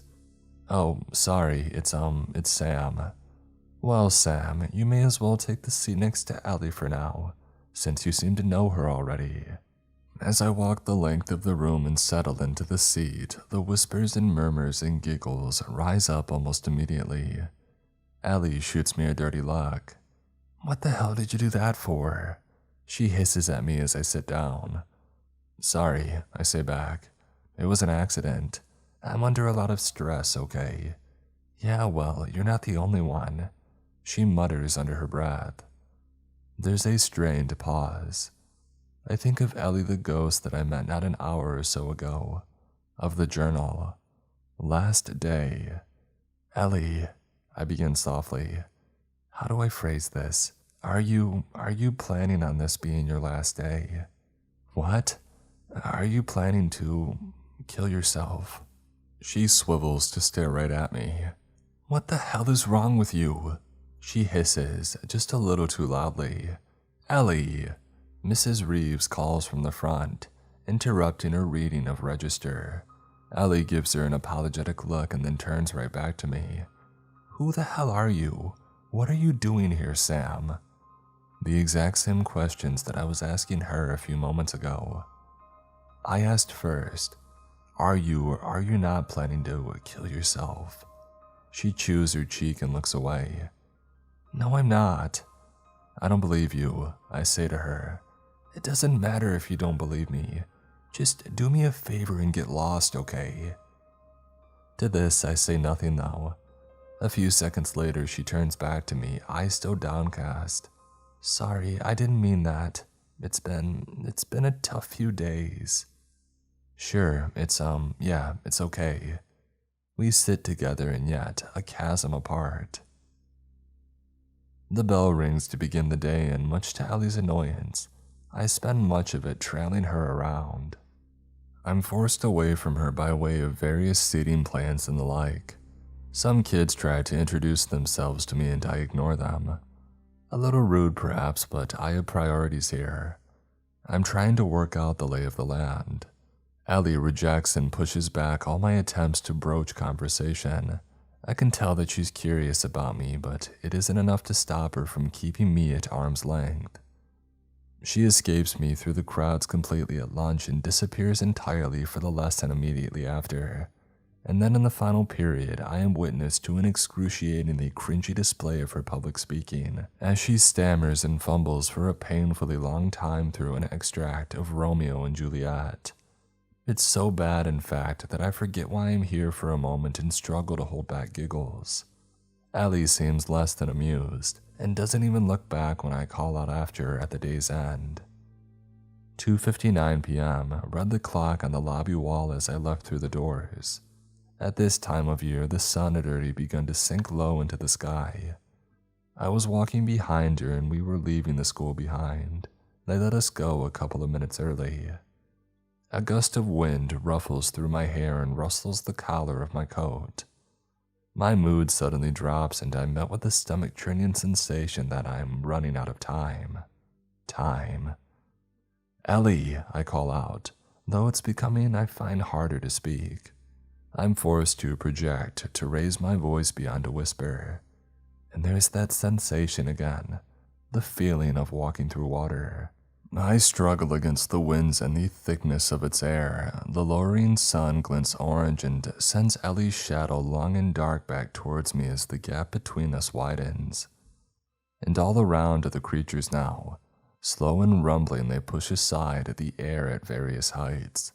They look down to the girl, hungry and eyes aglow. One looks to me as it rises up and up into the air. Its jaw distends, and the mists shimmer and fog from behind and beside. I am lost in the cloud as I call out for her, but my voice does not work the way that it's supposed to. My sight is obscured and I close my eyes tight shut. But when I open them again, I am stumbling to the floor of the classroom. I land with a clatter and a grunt and a groan. Ugh. I clamber unsteadily to my feet and try to regather my bearings. Behind me is the mirror, softly shimmering as before. My disheveled reflection looks back at me. The classroom is just as I had left it, I think, though it's darker now. We are well into the night. Ellie, or the ghost Ellie, is humming softly to herself, still studying the projection that she has made of my watch's inner mechanisms. She raises her hands and makes little circles with her fingers, and as she does so, the projected gears and cogs turn with them. They slide into new places as she ponders and tweaks. Have fun? She asks, without looking over to me. No, not really. She smirks humorlessly. I'm sorry that I was in better company. Ellie. I step close to the girl and I sit down on the desk right by her as the snow rages beyond the window. What happened here? Look, if you haven't worked it out by now, then you're never really going to get it, Sam, she says. So you killed yourself and then, is that it? That was your last day. And you go home from school and take your own life. Take my own life. So dramatic, she murmurs. But still, she doesn't look directly at me. One of the monstrous eels shivers its way past the window, and this time I swear that I can hear a deep, low hiss to accompany its subtle rumbling. I swallow down a mouthful of fear and I return to awareness of how cold the room is. My breath clouds. Was it quite this cold before? The mood shifts. I've never been much good with stuff like this. It's just as well that I can't physically touch Ellie. Otherwise, I would be trying to work out whether I should awkwardly take her hand or something. Can I ask why? I say softly and she finally stops doing what she's doing and turns to look at me. She chews her tongue for a moment and then shrugs and brushes that loose strand of hair behind her ear. I was sad, I guess, and there was no real chance for me to be less sad going forwards. There was just a lot of stress going on in my life. It was easier for everyone if I wasn't there. Bullshit, I reply, and she stares at me. Excuse me? I said that's bullshit, and suddenly I'm angry. How could you do that to yourself? How could you do something like that? What is wrong with you? Look at all that you've done. You're trapped here and you've messed up the cosmic order of the universe or something. I don't know. Why the hell do you even care so much? She shouts back at me. Why are you even still here? Just go, Sam. It's too late now anyway, it's done. I shoot a look back behind me, tensed and determined. Yeah, we'll see about that. I mutter and I turn my back to her. Sam, stop, she shouts, as I leave her behind for the second time. As I stride right on back towards the mirror, the shadows of the night blown out, billowing behind me. I step forwards and through the shimmering gates of the mirror. I am again surrounded by mist and swirling crystalline smoke, and again my footing is lost. I grit my teeth through the fall and stumble to my side as the hard, cold ground finds its place beneath my feet. I knock into a boy beside me and he grunts with surprise. Hey, watch where you're going, all right? Sorry, I tell him, straightening and putting out an apologetic hand as I check to confirm my surroundings. The sun's position has changed back to the way that it was, back to morning. The school stands before me and the same roster of faces trudge their way up the steps to the entrance. I glance down to my watch hand to confirm the time, to remember that A, I left my watch behind with Ellie, and B, the watch doesn't work anyway. Fine. It makes no matter. It's the dawn of the day, the same day. Final day. I set my jaw and I march my way up the steps and into the building. Looking around for her, I bumped into her just over there, was it? Why are you doing this, Sam? Comes her voice from above and all around. But I have the good sense not to shout out into the lobby this time in my response. I keep my head down and my mouth shut. And sure enough, there she is, holding her books to her chest as she rounds the corner and heads my way. She looks so sad. My heart throbs painfully and I push the feeling aside, heading over to her as she approaches. Hey, Ellie. She looks up at me, startled, and stops. Hey, hi, sorry, do I know you? Oh, shoot. No, I mean, yeah, you do. My name's Sam, I'm in the year above you. She wrinkles her nose. No, you aren't. Do you even go to this school? Yeah, right, just kidding. I'm new, sorry, I thought that we had met before, but maybe somebody just told me your name. Sorry. There is an awkward pause. What the hell is wrong with me? Stop apologizing, Sam. Oh, well, nice to meet you. She grimaces and strides right past me. I fume to myself quietly. Oh, you've messed this up already, you idiot. Well, screw it. In for a penny, in for a pound, as they say. I put out my hands. Alright, you got me. You know what, Ellie? I'm not in the year above, and I'm not a new kid either. We met earlier this evening and you were dead. A ghost, and now I'm trying to save you. This is the second time that I played through the school day. She glances over her shoulder at me but doesn't slow her pace. She laughs awkwardly. Okay, great. Sorry, I really need to go. 8G, right? Good news, I'm coming with you. She clutches her books a little tighter to her chest as she weaves between the taller kids in the corridor. I put a hand on her shoulder. It's soft and warm, but she flinches away from my touch. Please don't touch me, she says quickly. Right, sure, sorry, but look, please just hear me out. I know what you've written in your journal, in the purple one. You've written out your last day. You've got bullet points for apologize to Mrs. Reeves, and for clear out locker. She stares at me again as we arrive at the door to 8G. How do you know that? Are you some kind of stalker? What do you want? I want you to not hurt yourself when you go home from school, Ellie, okay? That's what I want. I say this a little too loudly. Hush falls in the corridor as faces turn to ours, and it takes a long, strained moment before the conversations resume, in a lower tone than they had before. Ellie fumes. Why did you have to say that? She hisses, and her eyes start to water and her cheeks flush. My life is none of your concern. Just go away, please. And with this, she turns and pushes through the door into the classroom. And after a beat, I follow. The same spiel plays out as before. Mrs. Reeves asks me to introduce myself to the class, though this time I remember to say my own name.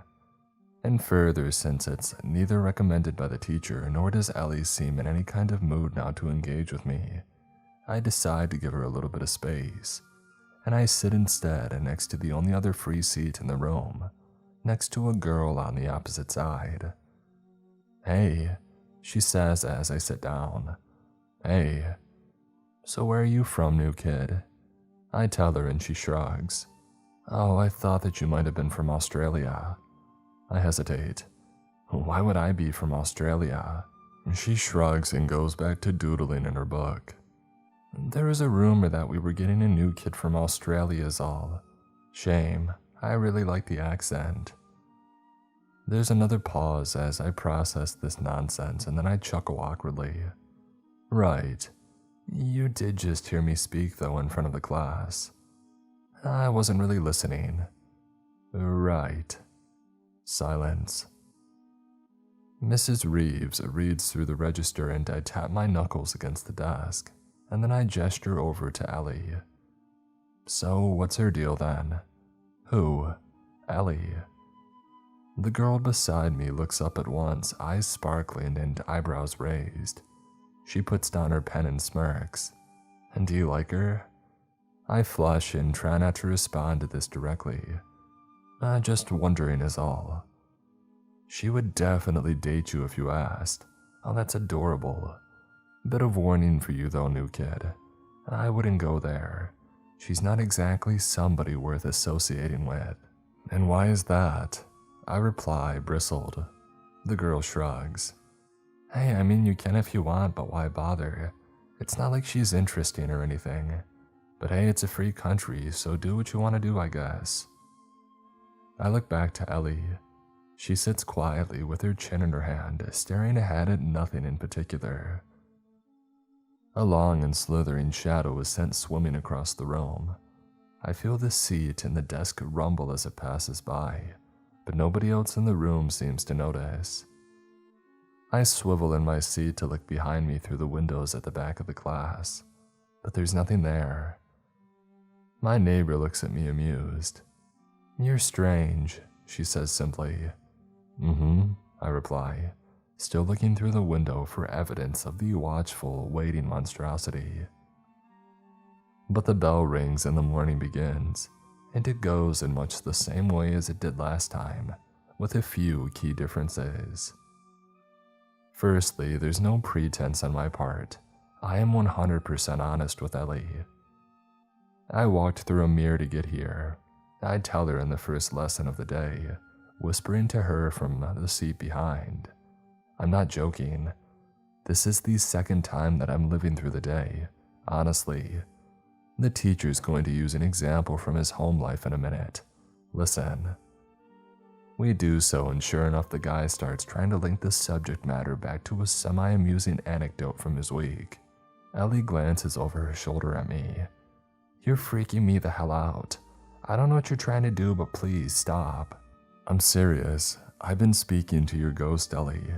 I know that you love mechanics and how things work, watches and stuff. You need to listen to me. This is insane, she hisses back. Who have you been talking to? This is cruel. I release a breath of frustration through my nose. Why would you want to commit suicide? I don't get it. Your life doesn't seem that bad to me, please. Don't do this. Leave me alone. And with that, she turns around and ignores me for the remainder of the lesson, and then sprints away the second that the bell is rang. I run my hands through my hair. This shit is not working. Maybe I should just do as she says, just give up and leave her be. I wonder what she's doing now. Ghost Ellie. If she's watching me somehow, or if she's playing around with the watch or sitting alone huddled in that cold dark room as the monsters close in. I clench and unclench my fingers. I am here for a purpose. I didn't just stumble onto this school by chance. There's a reason, there must be a reason, and Ellie can be saved, I'm sure of it. So I keep on trying. The second lesson, I give her a bit of space and try to come up with a plan. I'm struggling to think though as my eyes feel heavier and heavier with every blink. I've lost track of time and my body clock is all sorts of screwed up right about now. I put my head down and my hands on the desk just for a minute and I try to think. I see in my mind's eye the swirling shadows of the eels, eyes glowing in the wintry gloom as these snow cascades all around. I see Ellie, her hair rippling gently as if underwater. She looks back at me sadly as she rises up and out of my reach into the storm. I can see myself in the blizzard. I see the dark and emptied school collapse all around me and caught in the gale. I see the lights of the street lamps go out one by one as the monsters close the distance. Their jaws crack open with a hiss of icy steam, and I'm jerked awake from my dreams by a shake of my shoulder. "It's Sam, isn't it?" says the teacher, an eyebrow raised as I blink away my sleep. I can hear some of the other students giggling. I can only apologize if my lesson has quite literally bored you to sleep, but do try to stay alert, thank you. I nod apologetically and the teacher returns to the front of the class. I look immediately over to Ellie, but her eyes are downcast. Determination runs through me like a river. Save her. I'm able to follow her to lunch this time. She doesn't escape through the crowds, and so I watch as she gets her food and takes it to a table outside in the sun. It's still pretty cold, but I guess it's where she would rather be. I take a seat not too far away, but one out of her immediate line of sight as I try to plan my next move. I suppress a yawn and mull over my options, and as I do, a group of kids approach her. 2 boys and 3 girls. Ellie is not looking, but the group are clearly egging each other on. I can't hear what they're saying, but one of the girls is shaking her head and laughing.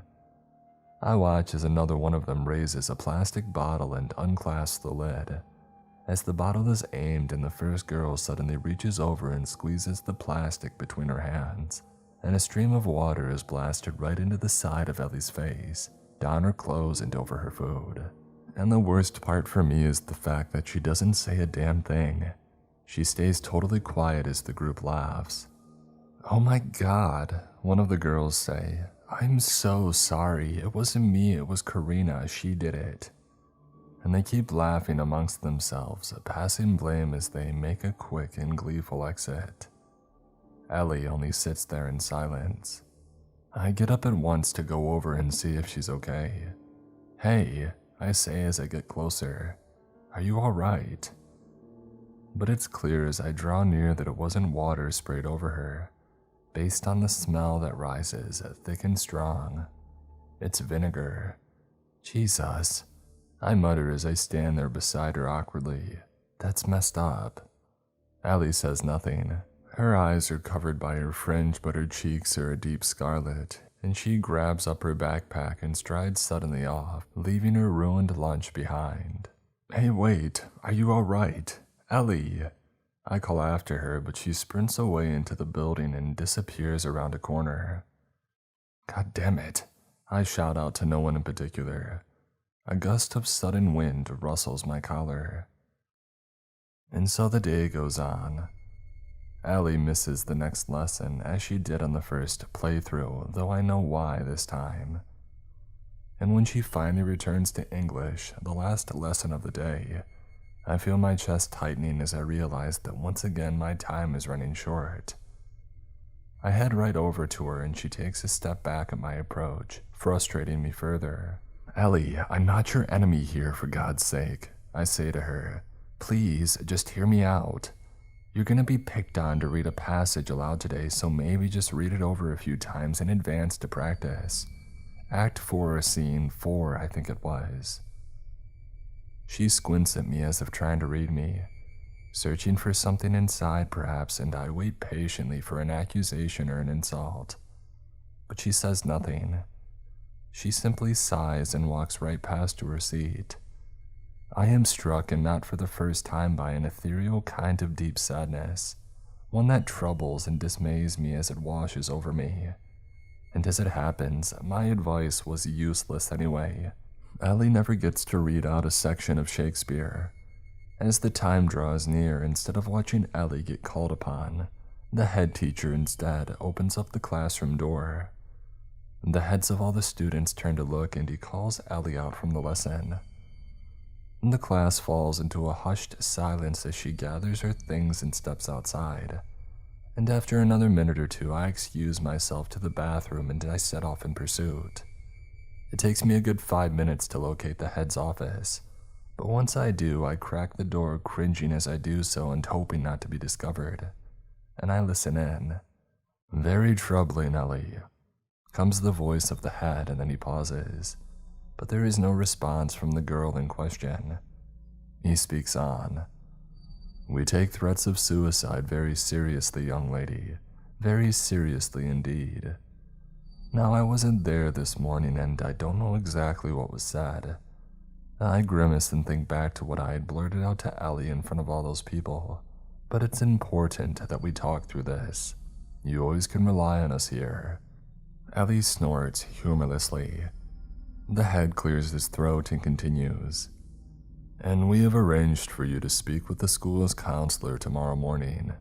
This will continue for as long as necessary. I will also, of course, need to inform your parents. Ellie changes her tune here. I can sense the sudden desperation in her voice as she begs. No, sir, please don't call my parents. Please, it was a dumb joke. Sir, honestly, you don't need to call them, please don't. I'm sorry, Ellie, but I have a duty of care. And with this, Ellie breaks down. My guilt is sharp as she cries behind the door, and I take my leave. What's the damn point? I return to English and I wait for her to come back, but she doesn't. Then at the end of the day, I am again waiting by the steps to the school at 2:59 p.m. There goes Ellie. She walks right by with her backpack full. I call out to her and she picks up the pace. The air grows thick. No, I mutter out loud. Not again, please. A gust of wind ruffles through my hair and rustles the collar of my coat. It's becoming harder to speak out, and I'm forced to project to raise my voice beyond a whisper.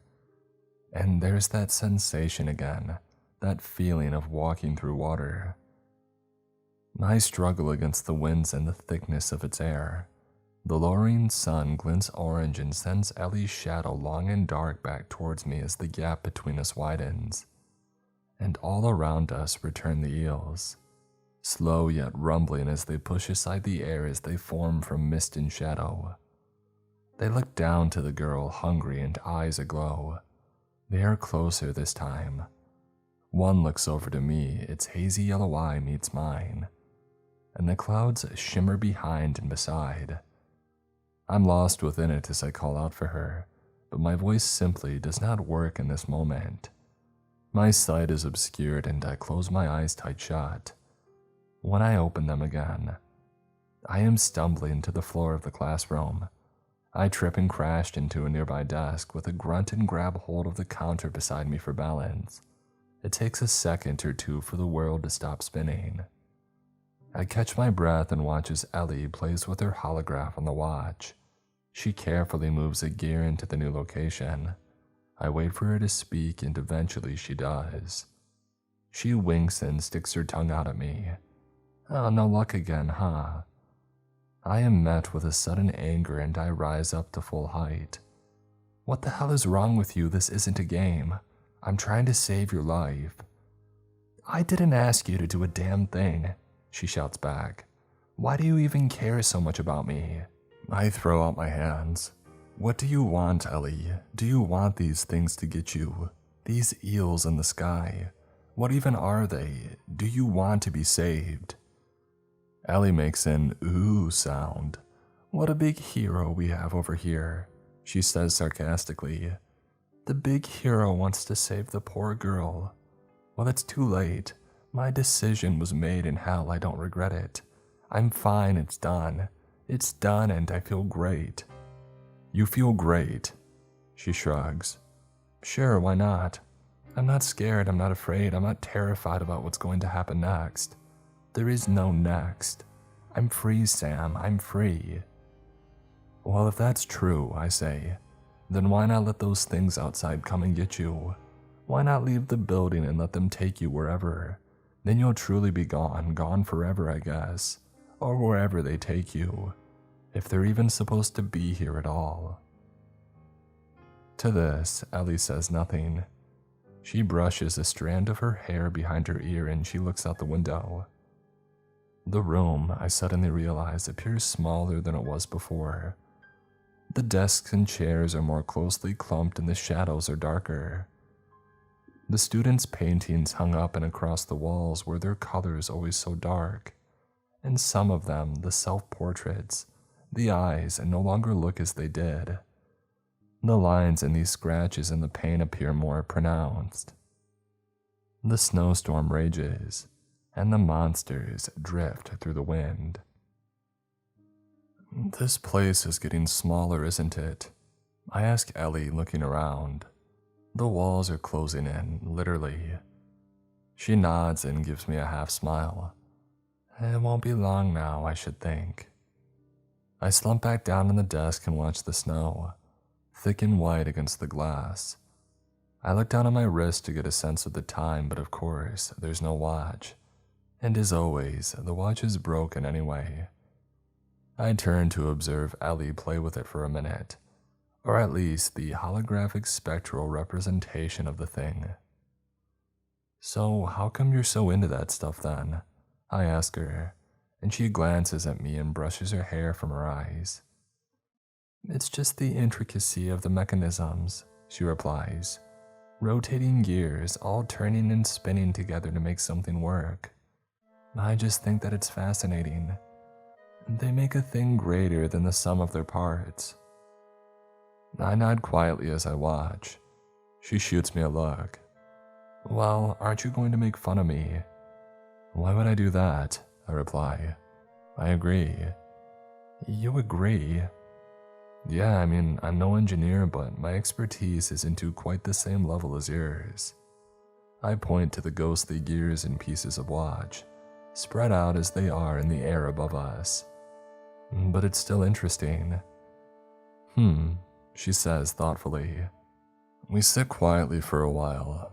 After a few minutes, she sticks out her tongue in thought and furrows her brow, experimenting with the watch pieces and trying them in different locations, and I try to force down a rush of feeling.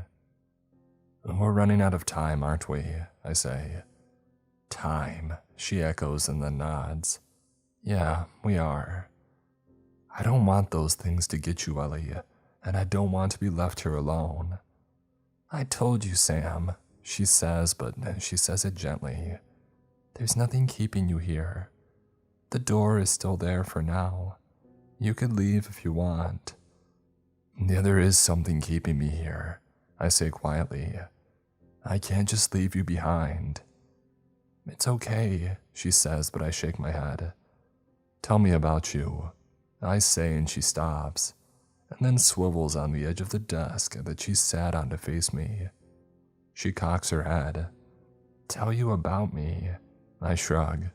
Sure, what's your story? My story? She laughs, and it's a nice sound, though it fades quickly. She rubs her arm and looks down to the floor. There's not much to tell. My dad was military, and so we moved around a lot until recently. My parents are nice enough people, but they're so cold. I can never talk to them, but I also couldn't stand letting them down. She sighs. I was one of those gifted kids, the ones that people make memes of nowadays. wasted potential, etc. Honestly, it's a lame story. I like to draw. I like opening things up to see how they work and screwing around with gears and bolts. I moved to this school 2 years ago because I was bullied at the last one. It's technically better here, I guess, but nothing works for me. Nothing works out for me. And I was sick of it, Sam. Sick of not being in control. And so I took control and I made a choice, and I should stand by it. She looks right at me, but I don't see surety in her eyes. I don't know what it is that I see. And what about you? She asks. What's your story, crazy boy who wandered into my school? Pretty normal. I was born further north but moved here when I was really young. I go to St. Richard's School. I don't know that one, Ellie replies. Yeah, it's pretty far away. I don't know how I ended up here, to be honest. It's just where the bus dropped me off. It never gets lost, but last night I guess it did. I sigh. I like football, my favorite color's green. School's pretty okay for me, I guess. I'm not one of the popular kids, but, I do okay. She nods. And this watch, it's old. Did you get it passed down to you? Yeah, it was my grandpa's originally. That's cool. So why did he give it to you? She asks. Oh, he didn't give it to me specifically. He originally gave it to my older brother. It still worked back then. So did your brother gift it to you after he broke it? Not exactly. I reply with a sad smile. I inherited it after he died. Oh, Ellie says, as the dulled sound of the storm rumbles softly outside. I'm sorry. Do you mind me asking how he died? I hesitated, but then... He killed himself, actually. Oh. And we say nothing for a while after that. A long, long while. The terrible shadow of a drifting eel passes over the classroom and it brings with it renewed, both the lasting and the very active fears that I've been battling with since the beginning. Let me help you, Ellie, I say to her softly. I watch as quiet tears start to run down her face. Sam, I'm sorry, it's just too late. Too late? No, I refuse to believe it. And so without another word, I rise from the desk. I turn and I grip my teeth and I return to the mirror, striding on through and wincing as I'm once again enveloped by swirling mists and glass-like fogs. I clench my jaw and with a little stumble, I land this time on my feet as the vapor-like mists are blown out from my shoes and disappear into nothingness. I struggle with a momentary bout of queasiness, but I force it away. I open my eyes, and there is the school, as always. Kids hanging around and heading on inside. And above, drifting through the air is one of the creatures. Shadowy smoke like black. It slithers over the building with a low hiss. I watch, paralyzed as it cracks open its jaw, showing me its monstrous teeth as it swims quietly overhead. It brings with it the cold, a chill that shivers across me as I watch the monster disappear into the air, fading away as quickly as it had appeared. I've got to make this one count. I break the spell and jump up the steps and into the building. I ease my way through the crowd and wait by the corridor that I know she's going to come from. Any second now, and there she is. Hey, I say to her as casually as possible, and she looks up at me, in her world for the first time. Hi, she replies cautiously, and I gesture to the handfuls of books that she's carrying. Can I give you a hand? She looks at me in confusion as kids wind their way around us and through the lobby. With your stuff, I mean. I can help you carry it if you want. Oh, she says. No, it's fine, but thank you though. Sure. Hey, could I walk with you? She hesitates again and looks around, looking for some evidence that this is a trap or a play of some kind, and my heart goes out to her. Yeah, that's fine. She says quietly, and so we walk together, through the lobby and down the halls to 8G. So, are you new here then, or? Yeah, I reply. I'm new. I'm Sam, by the way. Ellie. She gives me a quick half smile. I'm going to register right now. I'm in 8G with Mrs. Reeves. Oh, yeah, that's the same for me. Is she nice, Mrs. Reeves? Yeah, Ellie replies, and I detect a little melancholy in her voice. She is nice. I have to talk to her today. Oh yeah, how come? I ask, and again she hesitates as she thinks on how to respond. I just need to apologize for some stuff. She's a good teacher, and I feel like I'm letting her down. If she's really a good teacher, then I'm sure she would disagree or understand at least. I offer, but Ellie only shrugs as we enter into the classroom. Once the kids have all settled down, I am once again asked to introduce myself. I give the correct name and coolly take my seat beside Ellie. I suppress a series of yawns and have to force my eyes open at various intervals as the morning progresses. I'm so damn tired. I am perhaps also a little too overbearing in my attempts to get Ellie to open up. I can imagine you, reader, shouting at me to chill the hell out, and I get it, but cut me some slack. I'm under a lot of stress here and time is not on my side. I'm just trying to help this girl, okay? Since she seems so reluctant to do it herself. I tell her about when I was bullied as a young kid, try to get her to open up in turn. She is sympathetic but a closed book. She's so different to how she is in that classroom, compared with the ghost Ellie. But I persist. She gets frustrated with me at lunch when I refuse to let her sit outside. I try to steer her elsewhere, but she doesn't understand why, nor can I really explain why. I am distant during the mealtime conversation as I watch with one eye over her shoulder, making sure that the group with the bottle of vinegar don't come this way. And when it comes time for her to speak out in English, I cringe through her dreadful reading, but I do my best to nod along and to seem supportive. It's fine, I whisper from beside her. Just take your time. But she shoots me a look and I'm not sure if she even appreciated my support, or was only embarrassed by it. And by the day's end, as the lesson draws to a close and we're in the process of gathering up our belongings. Hey Ellie, so, what are you up to this evening? I ask her and she laughs nervously. What? This evening, what are you up to after school? Oh, I'm busy, lots of stuff to do. Maybe we could do it together. I gather my courage. Maybe I could come around. The kid at the desk beside us shoots me a look and a smirk. Ellie flushes. You want to come around to my house? Sure. Why? Why? Because I struggle for justification and I swallow my pride. Because I like you and I want to spend time with you. You like me? No, you don't. You've known me for a day. Her body language becomes more uncomfortable, restless. I'm also not thrilled by this rejection. I'm no ladies' man, but I didn't think that I was that bad of a catch. I think it could be fun.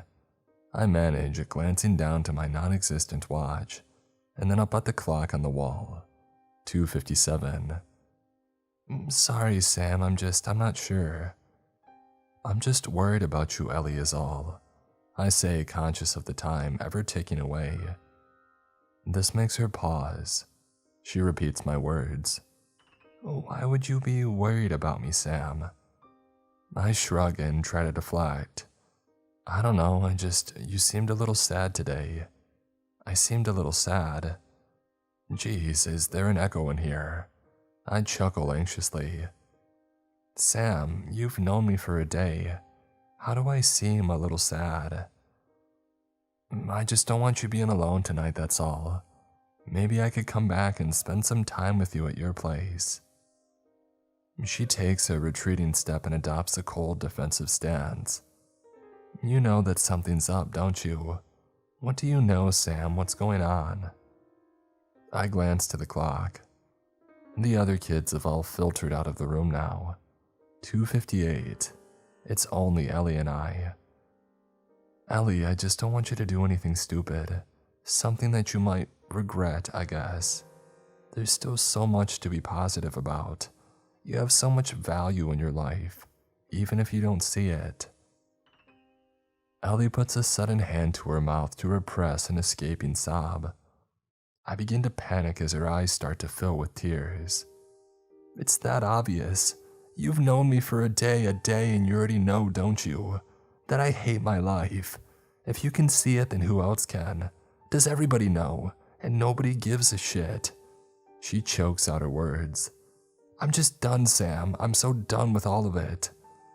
Ellie, it's okay. I didn't. But Ellie runs off. Through the door and down the halls, I take after her. Ellie! But through the school she goes, out and descending the little stone steps in long strides, and the air grows thick. No! I scream. Please just stop! A gust of wind ruffles through my hair and rustles the collar of my coat. There's that sensation again, the feeling of running through water. I struggle against the winds and the thickness of its air. The lowering sun glints orange and sends Ellie's shadow long and dark back towards me as the gap between us widens. No! I cry out. No! And all around us are those terrible, nightmarish creatures. They seem faster now, slicker in their movements, rumbling as they push aside the air, slithering through the growing mists and deepening darkness. They look down to Ellie, hungry and eyes aglow. The sky, it would suddenly seem, is full of them. They shimmer with the clouds, and my line of sight is lost beneath billowing mists and swirling fogs. I'm falling, my throat hoarse and hands clenched as the winds rush past my face. And here I am, stumbling and staggering to the floor of the classroom through the mirror. I keep my footing, but I knock into a group of clustered chairs upon my return. I grab a hold of a desk for balance as I catch my breath, and I wait for the world to stop spinning. I retch as my chest rises and falls. I look up to see Ellie sat there cross-legged on the counter. She isn't playing with the watch this time. She makes no jokes. She's just looking at me in silence. The counter is closer to the mirror than it was before. The room is smaller, yet the window, it seems, is wider. I can see the monstrous eels swimming patiently in the world beyond, drifting through the snow and the storm and the darkness. The rumbling is ever present now, anticipatory and warning. I can feel the vibrations through the wood of the desk. They're closing in. Slowly but surely the walls are closing in, and the window is widening and the storm is growing stronger. I sigh. I keep failing, Ellie. She says nothing. Do you even want to be saved? Again, she says nothing. I don't get angry though this time. I just rub my jaw and I look through the window. I'm not some delicate flower that needs saving, Sam, she says. I can't just sit by and watch you throw your life away. I made my choice, Sam, it's done. But it doesn't have to be, it doesn't. The mirror, the creatures, you've been given a second chance, don't you get it? And you have to take it, you have to take it. It's my life and I'm allowed to do with it what I choose. But is this what you want, Ellie? What you actually want? It can't be. I'm sure of it, I've seen it in your eyes. A part of you regrets this, all of this. I'm not happy when I'm alive, Sam, she says firmly. And I was tired, so tired. And now I'm free. But don't you get it, don't you see? The way that you are now, inquisitive and funny and lively, and you give out as good as you get. You're self-assured and confident. She flushes. This, Ellie, is how you could be all the time when you're alive. I'm not saying it's easy, but practice makes perfect. A change of mindset is a good start. Get some meds, some professional advice, and a change in how you project yourself. I stumble over my words. I know that I'm spewing a lot of cliches here, but I'm speaking from the heart. In the corner of my eye, I catch glimpses of the painted portraits across the walls. Clumped together now, there is essentially no wall space between them. The faces are dark and twisted, scary and unsettling. I struggle to focus on them for too long as one struggles to focus on faces in a dream. Ellie looks to my grandfather's watch, majestic but broken on the surface of the desk. She puts out a hand and the projected gears and cogs all spin in an intricate pattern right above it. And very softly she says one more thing. You can't fix a person's head in a day, Sam.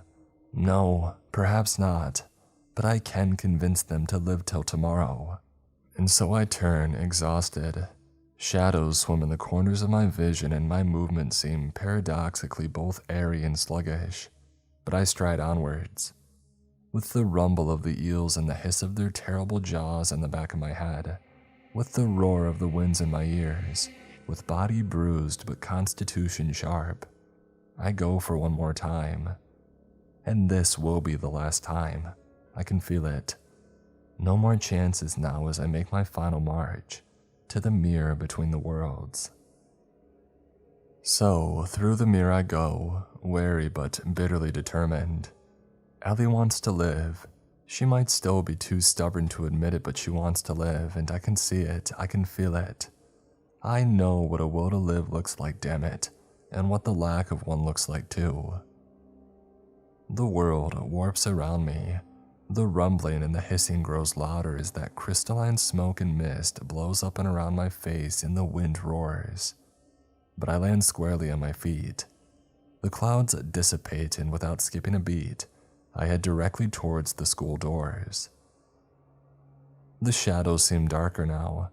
There are monsters in the air, I can see them, though I pay them no mind, ignoring the fear that tries to take its hold on me as I walk. As I approach the front doors, I allow a deep breath before heading inside. All around me is the typical childlike bustle of a relatively mundane school day, supposedly at least, but this is anything but.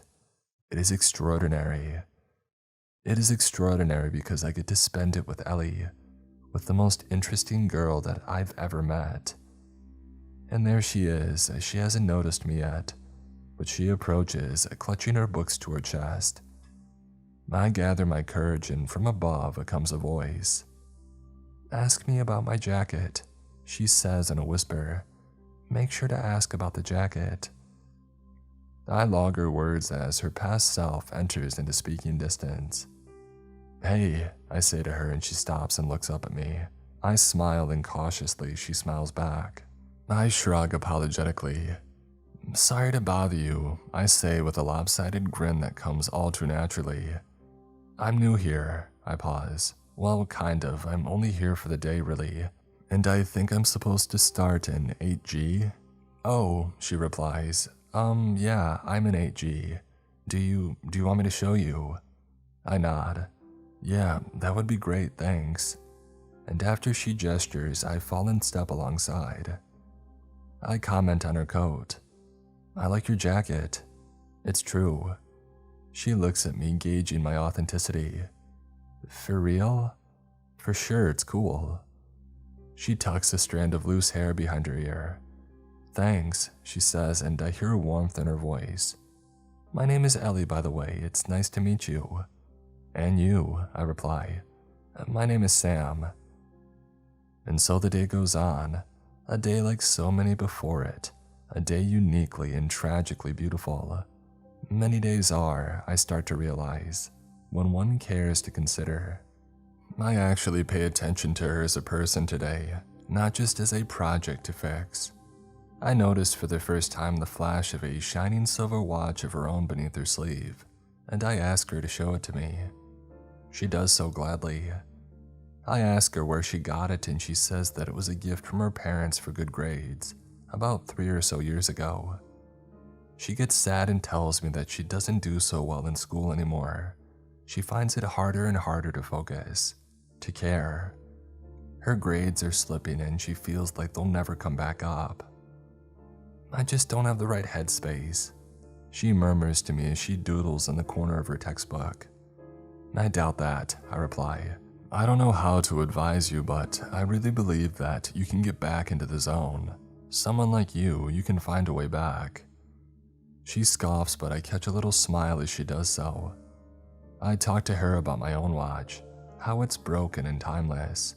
I describe it to her and she suggests some ideas on how to fix the thing. But of course, her suggestions go in one ear and out the other. She laughs when she catches the expression of cluelessness on my face and the day goes on. I sit with her at lunch, on the little table just outside.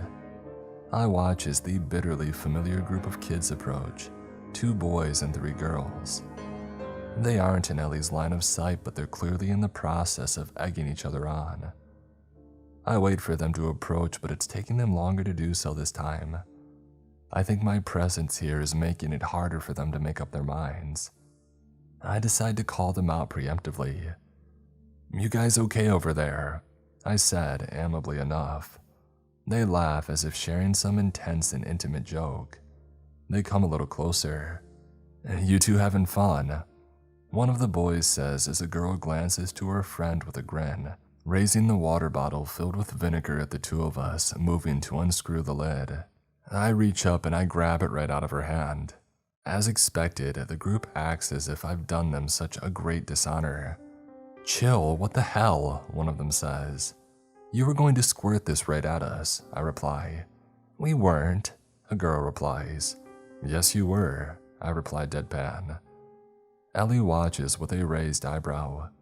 She seems less intimidated this time, more bemused. "Hey, we were just screwing around, man," says one of the boys. "Right," is my only reply. I let the word hang dead in the air, waiting until they continue their laughter and go about their way, and on with their conversations.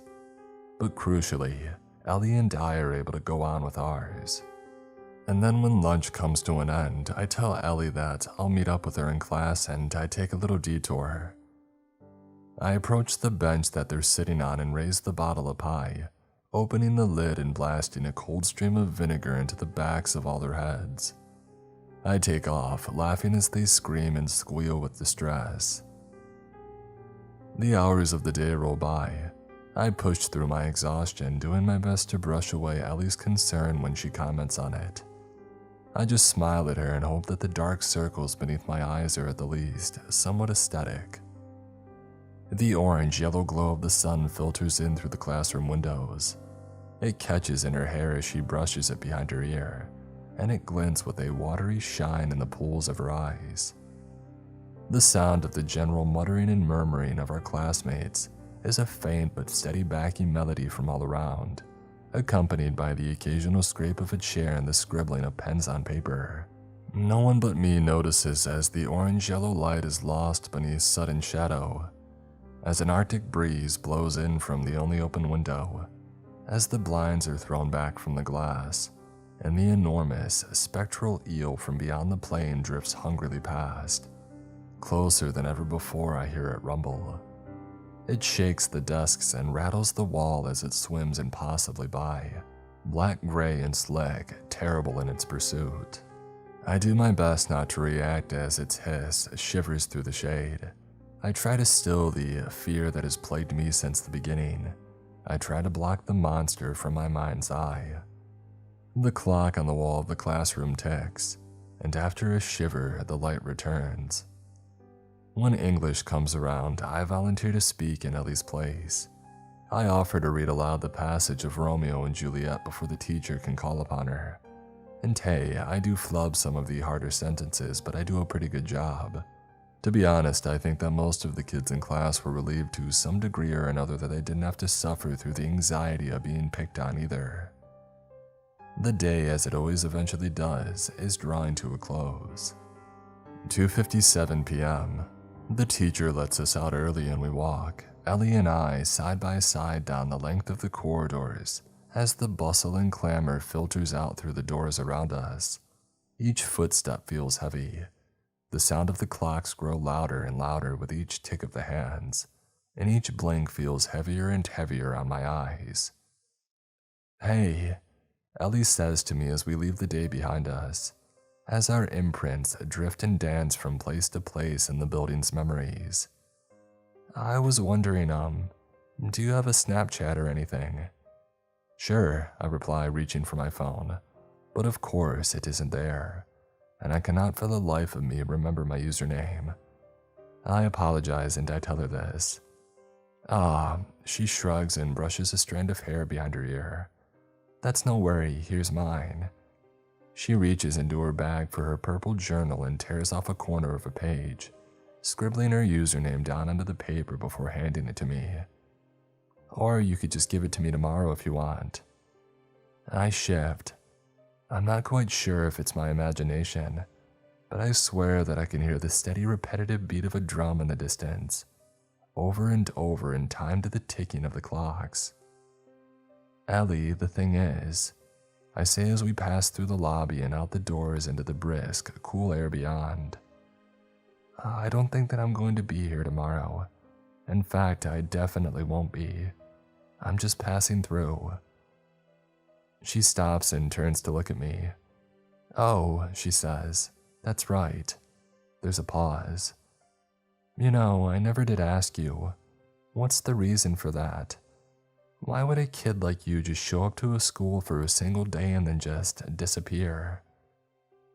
I smile at her, but I fear that it doesn't quite reach my eyes. The light of the steadily lowering sun shines bright on her face. It's like I'm seeing her in high definition as the breeze gently rustles her hair. She adjusts her bag and cocks her head at me. The clock ticks. Ellie, I have to go now. I say simply, trying to keep the emotion in my voice to a minimum. Can she feel it? Can she feel the intensity and the importance of this moment? You have to go now, she laughs. So dramatic. She knocks me on the shoulder and after an intimate hesitation, she passes me by and sets off down the road and steadily away from the school. I don't know what I'm going to do without you though, she calls back over her shoulder. A joke, sure, but its depth does not go unnoticed. You only met me today, I call to her as the wind blows, ruffling my hair and rustling the collar of my coat. Who knows who you'll meet tomorrow?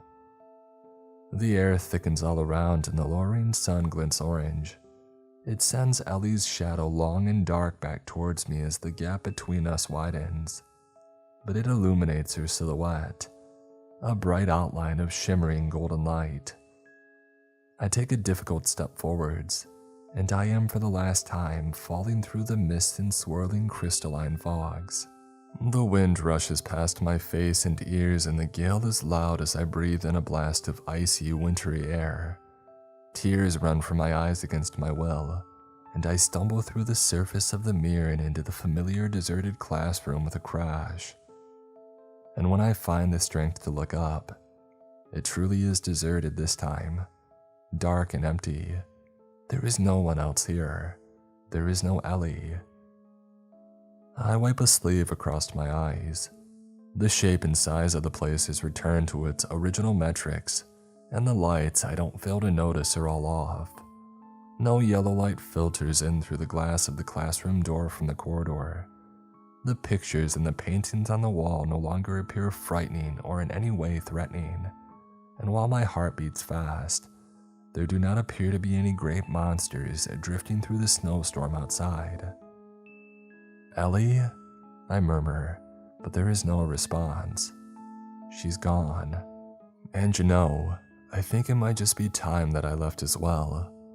And so I take my grandfather's watch from its place on the desk and hastily attach it around my wrist, pushing out through the door and walking steadily through the cold shadows and down the stairs, through corridor after corridor until I have returned to the lobby.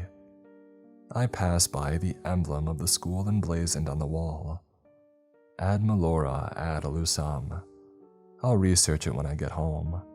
I'll find out where this place is exactly, and the coordinates if I have to just in case. I reach into my pocket for Ellie's note, the one that she tore from her purple journal, but it's not there. To my frustration, I find that too is gone. I struggle with an emotion that I find difficult to describe. Was I successful? Was I enough? Did I save her? Did I save Ellie? Or was I too late? I hesitate at the entrance to the school. I turn and take one last long look around the lobby. One final check. waiting and hoping that Ellie might appear to me one last time, to let me know that she's okay, to say goodbye at the least. But she does not appear and nothing happens. The wind whistles beyond the doors, and so I take my leave. I push on out into the cold as my hair is blown back from my head, and I stride out into the snow and the haze, trudging through it and back to the road, following the familiar glow of the street lamps, continuing my way and pushing ever forward. I see her face in my mind's eye. I hear her voice in my head. I have to get home now, I think to myself, before I collapse from exhaustion into the snow. My parents are probably worried sick after all. I don't even know how long I've been lost. I raise my watch to my face and squint through the snow. It catches in the orange glint of the street lamps, and it ticks. I pause for a second beneath the overhead glow, and I watch as the intricate hands of my grandfather's then brother's watch go surely and steadily around. Dutifully around the face of the watch they go, ticking on and on as they were always supposed to. Huh, I murmur aloud as I set off into the storm.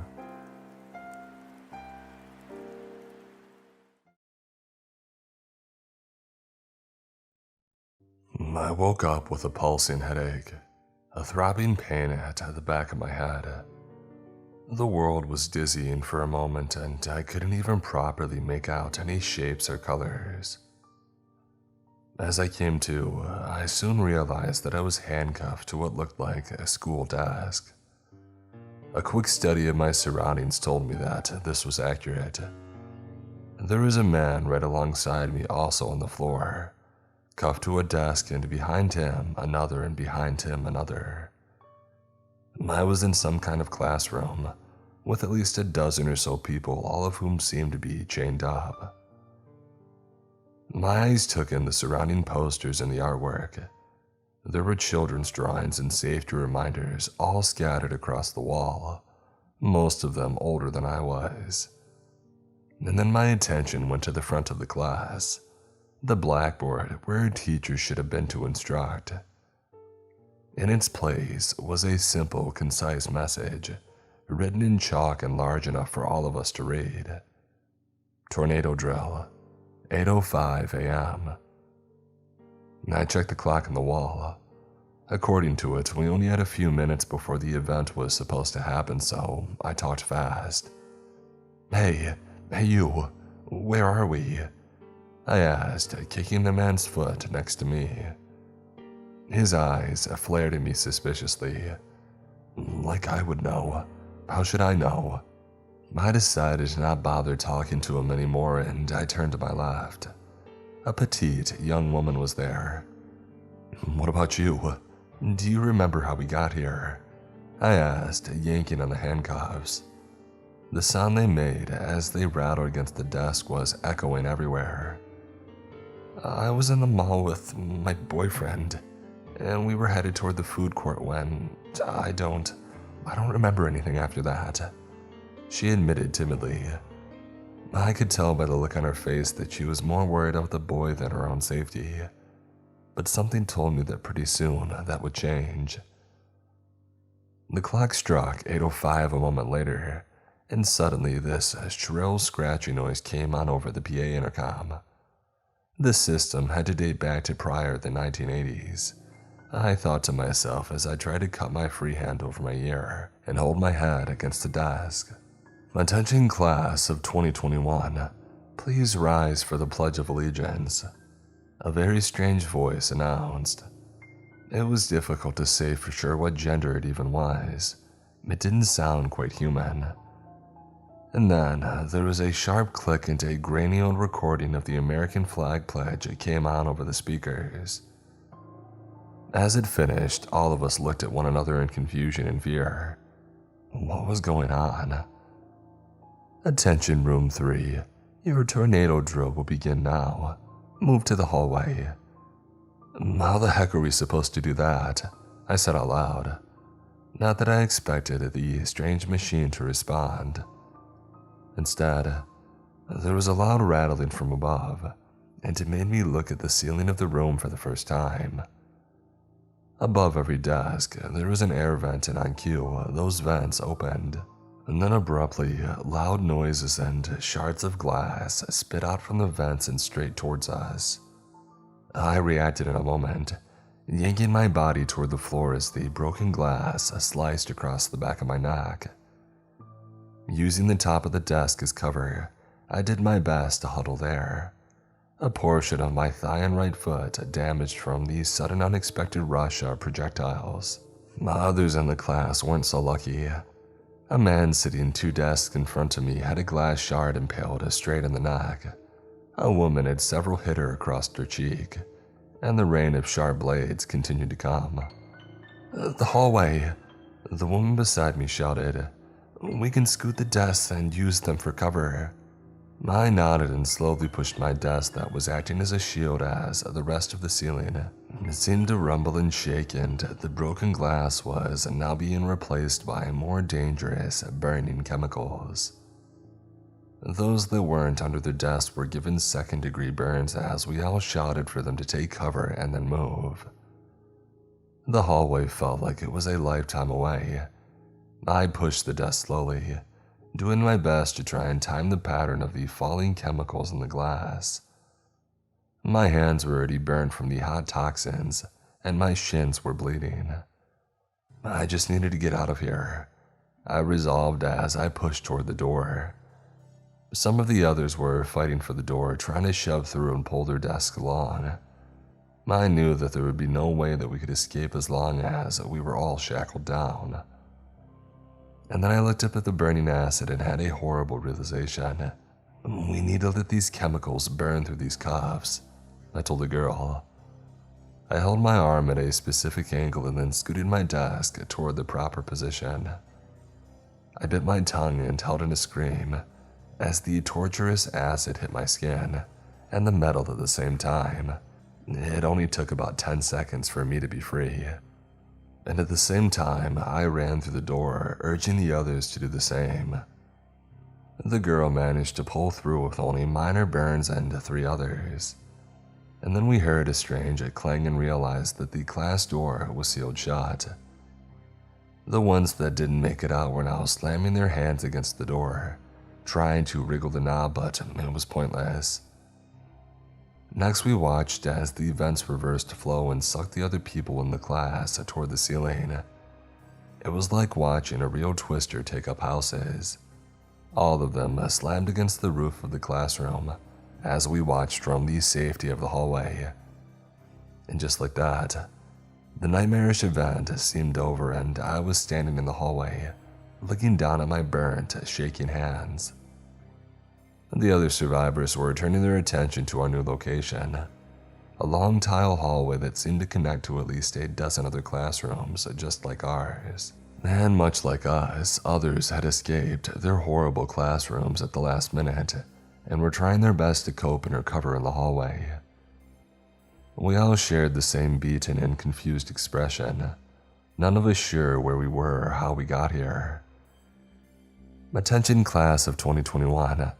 Please make your way to the main auditorium for a word from our principal," a voice said over the intercom. Then the lights in the hallway came on fully to illuminate the path toward the right. I looked to the others for ideas, uncertain of what we should do.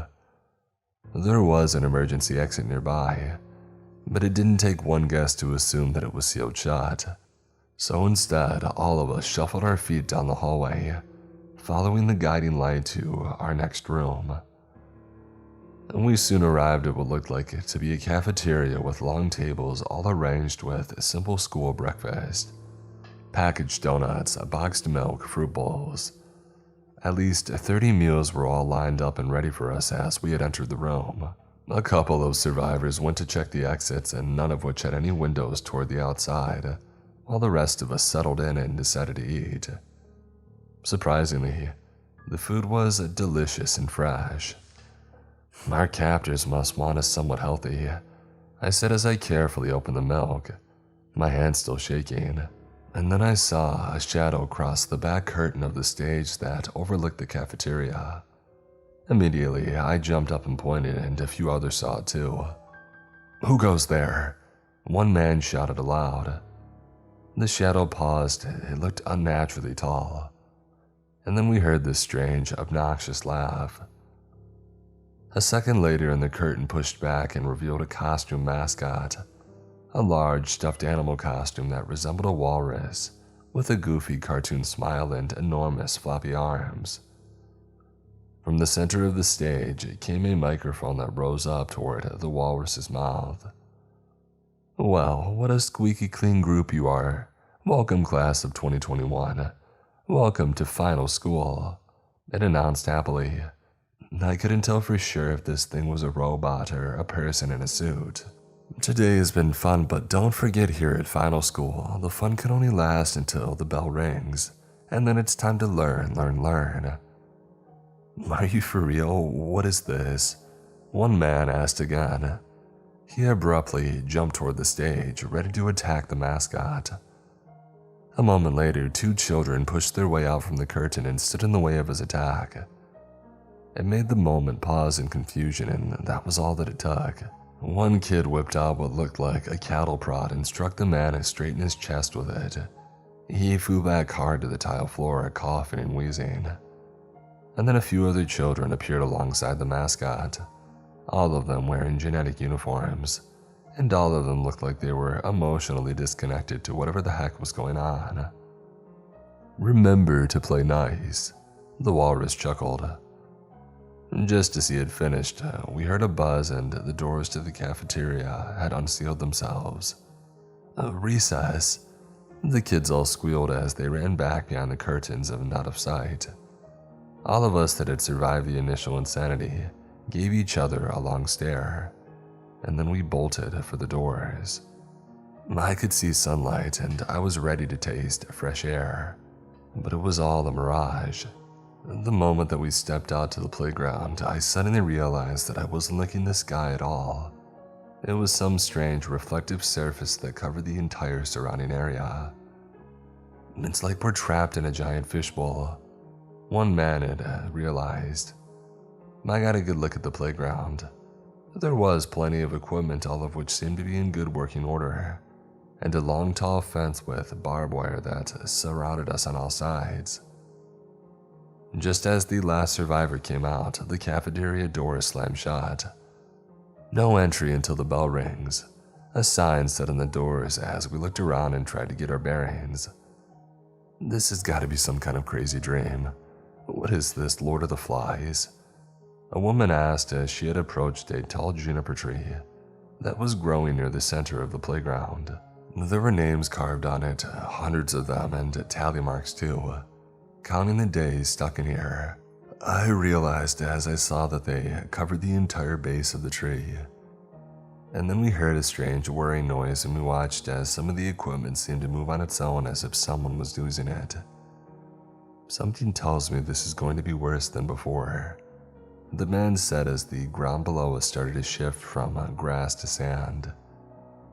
One man was standing there watching as it did and then realizing that he was sinking even as I climbed into a jungle gym. "It's quicksand," I shouted to the others. Everyone frantically ran as the sand started to swallow people whole.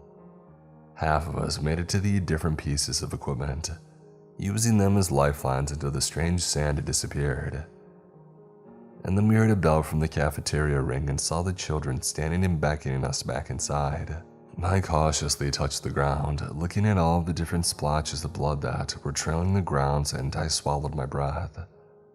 Something told me that there would not be any graduating ceremony anytime soon. We all lined up on a brick wall with bleachers facing opposite of us in what looks like an old school gymnasium. This entire place has been built to resemble the type of places that we went to as children, but I know that it can't be the same thing, considering all the insane stuff we have endured thus far. There are still plenty of us alive, but from the moment that we stepped into the gym, I realized that probably wouldn't last long. The children that seemingly were in charge of this place lined up on either side of the squeaky clean tile floor. All of them were holding a bright and shiny red leather ball. I knew immediately what we're going to play, even as one boy steps up to the middle and holds the ball up. PE will include dodgeball, jump rope, and then a physical fitness class. Remember to do your best. I'm so sore from the other incidents that I wonder if I'll even have the ability to make it through these unscathed. But I know that I don't have a choice. We work together and we can make it out of here, the petite girl next to me said as a whistle was blown. A second later, the spheres the children were holding changed from harmless, ordinary dodgeballs to spiky, dangerous, urchin-type objects. I knew one hit from those sharp protrusions would likely kill us if it struck a vital organ. Immediately, the children began to hurl the dense weapons towards us, the heavy balls surprisingly bouncing and moving across the gym floor with ease. We had little chance to do much else besides run.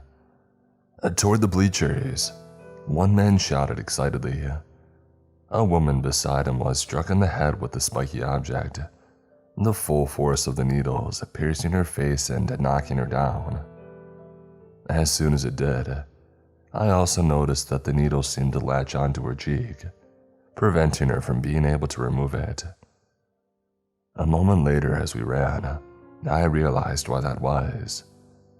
We heard this soft, rhythmic beeping noise coming from the dodgeball. It got faster and faster as I understood it was counting down. And then the latched weapon exploded directly on the woman's face, ending her instantly. The man to the right of us was a little luckier, if you consider the loss of a limb better than dying, and his right leg was blown up from the force of another object. As he hobbled and crawled toward the bleachers, he begged the children to stop. But they all looked at him with emotionless eyes and then raised their weapons, smashing it down on his pleading body. We turned away before the explosion caused them to scatter across the gym. "This is madness," a woman snarled as she rushed toward one of the children. I watched as the dodgeball struck her straight into the chest, but she kept running, tackling one of the children. To my horror, the bomb went off, taking them both out. And then a sharp alarm noise came overhead, and all of the children stopped what they were doing. A moment later, the mascot entered, the ridiculous costume creature, waddling over to where the kid had died and examining the scene. It occurred to me that the children seemed to be in awe of the mascot, as though awaiting its order. Was it the one that was really in control here? "Looks like all of you will be getting detention," it said in that same no voice. Was it even human? "Enough of this. Who's in charge here?" one man snapped. He stepped toward the walrus boldly, and I fully expected to see that the children might attack again.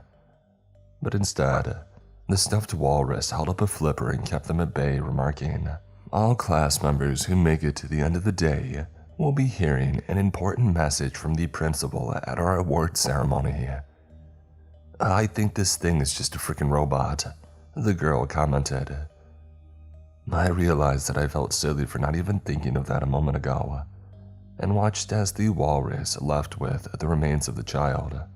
Whoever was running the show clearly cared a little about the kids that were here, but why none of them seemed to be remotely acting like regular children was beyond me. And before I really had a chance to even ponder it, the main kid in charge announced that we were beginning the next activity. "Please choose a partner for jump rope," the children ordered. I looked toward the girl, figuring that with her slim figure, it was a safe bet that she could make it through to the next game. "I'm John, by the way." I offered my hand out to her. "Why does it matter? We're probably going to die in here anyway," she said as she refused my friendship but added, "I'm only going to partner with you to make sure I make it to the next activity alive." The others that were still alive did the same, and then we were placed in the center of the floor, and the children brought out a normal-looking rope that they extended between our feet. As an added challenge, they next bound our feet with chains, and one older girl in the group commented, "We want you to act as a team."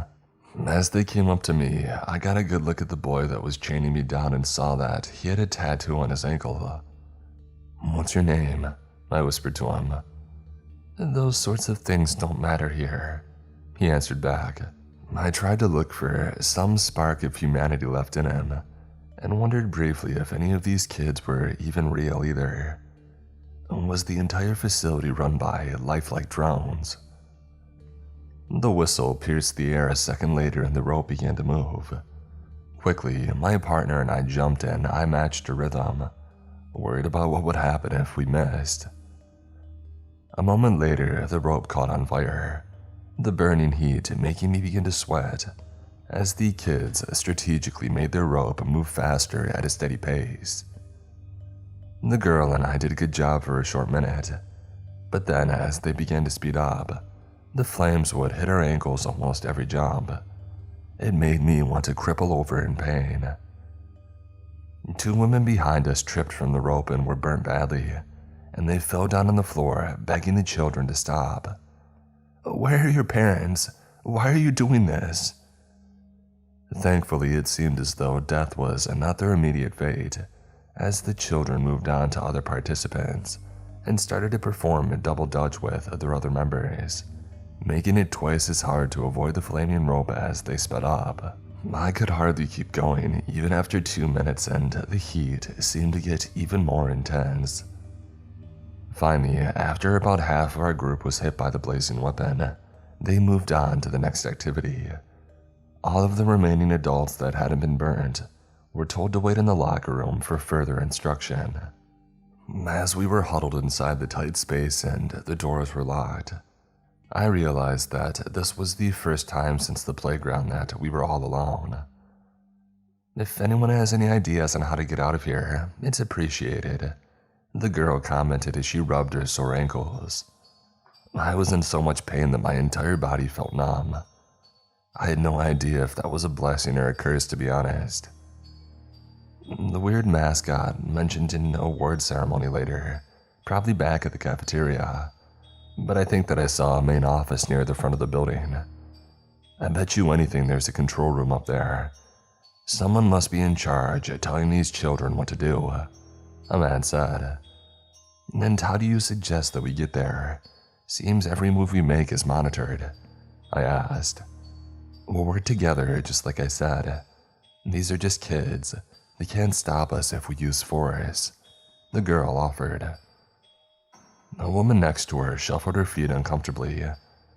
"I don't know if I can justify doing that to kids. It's likely they have been brainwashed to obey. We shouldn't be hurting them even if they're doing this to us," she admitted. I felt the same, but I didn't say a word. It was clear the majority was ready for this nightmare to end. If we can get the people in charge to end this idiocy, maybe it'll save the kids too. The needs of the many will be accomplished by just a few, the man argued. "You're just speculating. We don't even know if any of this will work," another said. Soon, the locker room burst into an argument, and the doors slammed open a second later, and one of the older children gave us a glare. "The physical fitness test will now begin," she announced, leading us back to the gym. All of the adults that had suffered from injuries were gone and now in the middle of the floor. I saw that, well, the actual tile was missing. I even rubbed my eyes to be sure that I wasn't imagining things. It was in fact cut off by what looked like a bottomless hole, a chasm that cut through the whole area. I tried to look down and see if there was anything below, but it seemed to stretch on for miles, perhaps into some furnace below. And dangling over the pit was a rope, which seemed to be covered with oil to make the climb even more difficult. Did the children even understand they were literally making us risk our lives? I was placed in front of the line and I waited as the bell rang. The rope was only a few feet in front of me, but I still had to make a running start for it. Leaping out above the pit, I gripped onto the slippery rope and quickly started to climb. Even with the oily surface, it was still possible for me to ascend, but not easily. I could hear the others actually cheering me on as I tried to not look down. But just when I thought that I might make it, the game changed and something above me fell through the roof vents. Needles. Sharp, pointed ends struck my head and against my hands as I clung to the rope and shivered in pain. It wouldn't be long before I lost my grip entirely. My only chance was to try and swing back toward the edge.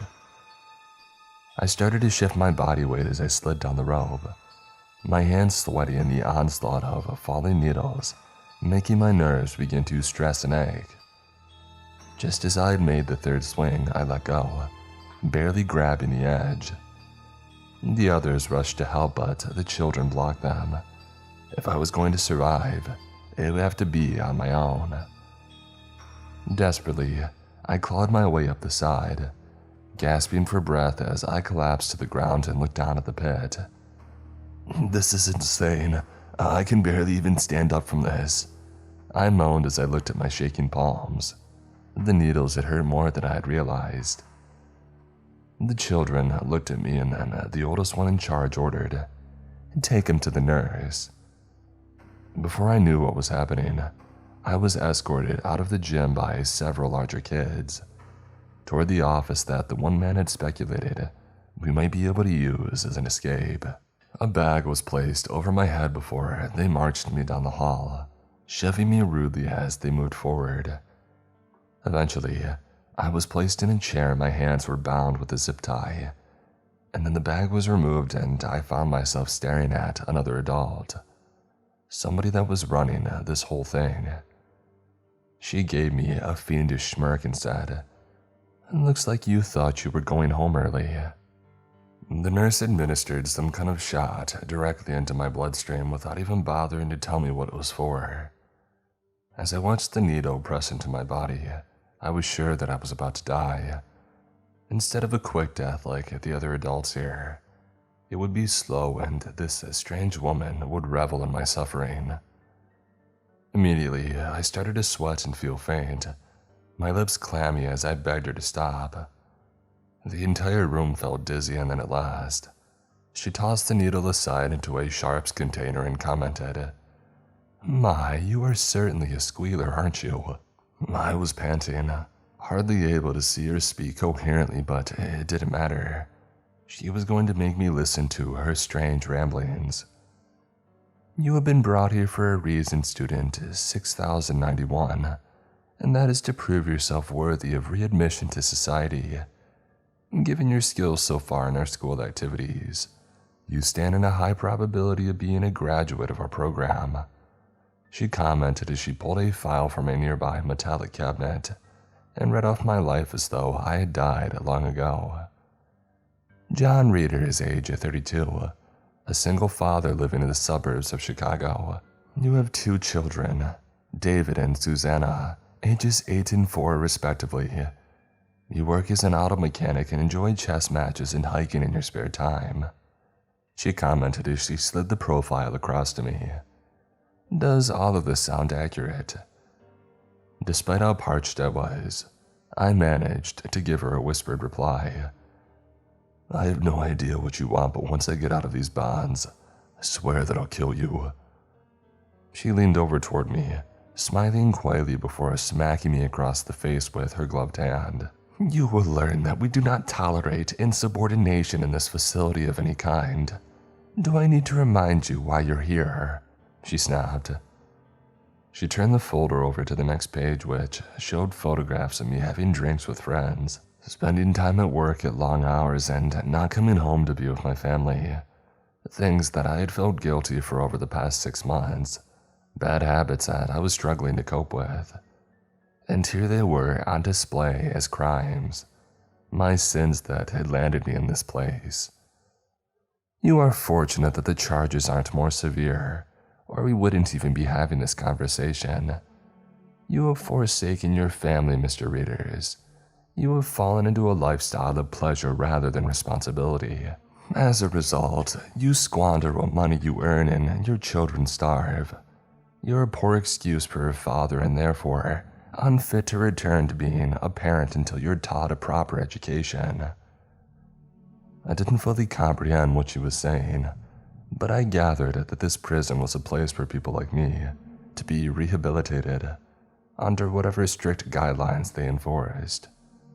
A second chance according to their standards to be a better person. And if we failed to be strong enough, then a deadly fate awaited us. I knew her logic about health and recovery and being a good parent didn't line up with the atrocities that I had seen her so far, but I was too frightened to even correct her. "When is this graduation ceremony?" I asked. "Tonight after the final period. We will gather our students together in the band hall for a celebration and announce the graduates. But to make it there, I need to make sure that you are on equal footing with the others. Hence the need for your little injection," she commented. I looked toward the needle, wondering what exactly she had dosed me with, as a bell rung and the nurse stood up, pleasantly smiling. "Enjoy the rest of your school day, Mr. Readers. I hope to see you again tonight. I think if you apply yourself to your education, you will go far," she said. I was marched by children back down the hallway, confused and disoriented, even without a bag over my head, as we passed by what looked like class photographs of previous graduates. As I paused to look at the numerous alumni, it occurred to me this secretive program had been running for quite some time undetected. Who could be handling all of the finances, and how did they even find people to be candidates for their experimental prison? Another sobering fact was evident about the photographs. Less than half a dozen persons were in each picture. The rest of the seats were empty, meaning the chance of survival here was slim, perhaps nigh impossible. Still, I had to think of my own 2 children and fight to survive as long as I could, even if it did mean against the others, I thought as I was escorted into an art studio. There were perhaps only 9 of us left, and as soon as I had entered the classroom, each of them viewed me with new suspicion. I mean, it's easy to guess why. I had been given special privileges to not go through with the remainder of the fitness test, and that must mean that they think I'm involved in whatever is going on. I thought as the children ordered me to take a seat near one of the easels. Our teacher, the strange emotionless, costumed walrus, immediately gave us instructions on the assignment. "Each of you is filled with inspiration, aspiring dreams that are waiting to burst forth. Here we get the chance to express ourselves and show our achievements on the campus," he explained as the children locked the doors. Whatever was about to happen, I knew good and well it was not going to be as pleasant as he claimed. "Under your desk, you will find the tools you need to create a masterpiece. Something that truly speaks to us and helps to see what type of artist and person you really are," the mascot said. All of us reached down to take a small black bag from the underside of the desk, unzipping it to reveal razor blades and other sharp objects that typically people would use for other things, and the costume mascot explained. "You have 30 minutes to put your sweat, tears, and especially your own blood into your work. Those that put in the most effort will get to move forward to the next class. So try your hardest and work for a better grade than your classmates." Immediately, a timer was started above his head, and I looked at the objects in horror, realizing that he expected us to actually use ourselves as paint for the project. The others hesitated and started using the objects on their skin, wincing and shrieking as the red dribbled onto the paper. One woman had a different type of masterpiece than mine though, and immediately lashed out toward one of the other adults, taking them down to the ground. Surprisingly, the costumed mascot did nothing to stop it, and after she had taken out her art partner, the woman had announced, "I found out that she had been sleeping with my husband, so this is my artist's depiction of what I want to do to him." The mascot nodded and announced, "You get a 90. Head for the music room and enjoy your extra recess." She dropped the object and stepped over the body, leaving the rest of us confused and befuddled, but also no less suspicious of each other. "What about you, John? What did you do?" the petite woman that I had talked to earlier asked as she held the blade safely in between her knuckles. I couldn't tell if she intended to do the same thing to me as well. None of us could be certain what the others were capable of. As I looked down at the mess, though, I began to dizzy and I stumbled across the room to vomit. It had to be the side effects of whatever the nurse had given me, designated to make me incapable of completing this task. I realized as I vomited in the trash can several times and felt the room begin to spin. One man tried to approach to help, but I pushed him away, uncertain if those in charge would view it as cheating. I needed to act fast, and the only thing that I could think of was to use the object against myself and threaten to do it. If this is really supposed to be about rehabilitation, then let the rest live. Let us get out of here, I demanded. The children actually seemed to show emotion for a split second, as I held the object against my body, where I knew the most red could be spilled. It was a bluff, but I needed to see if my guest was right about this demented facility. Would they allow me to survive simply because of their twisted moral code? "That will be enough," the mascot bellowed, motioning for everyone in the class to stop. He went from desk to desk to look at the artwork, supposedly grading each and every one of us as though it really mattered. It felt like our survival was going to be the toss of the dice. Myself, the petite woman, and two others were told that we could head to the music hall. I knew that meant that the others wouldn't make it, and as the object was wrestled from my hand, I considered trying to stand up for them. I have to be able to make it back to my own family. I kept reminding myself as I felt the strangest shot the nurse had given me start to take effect. If I don't push forward, it will all be for nothing. Somehow I got the impression the others were told to leave, had the same guilty conscience, and we all reluctantly were led away.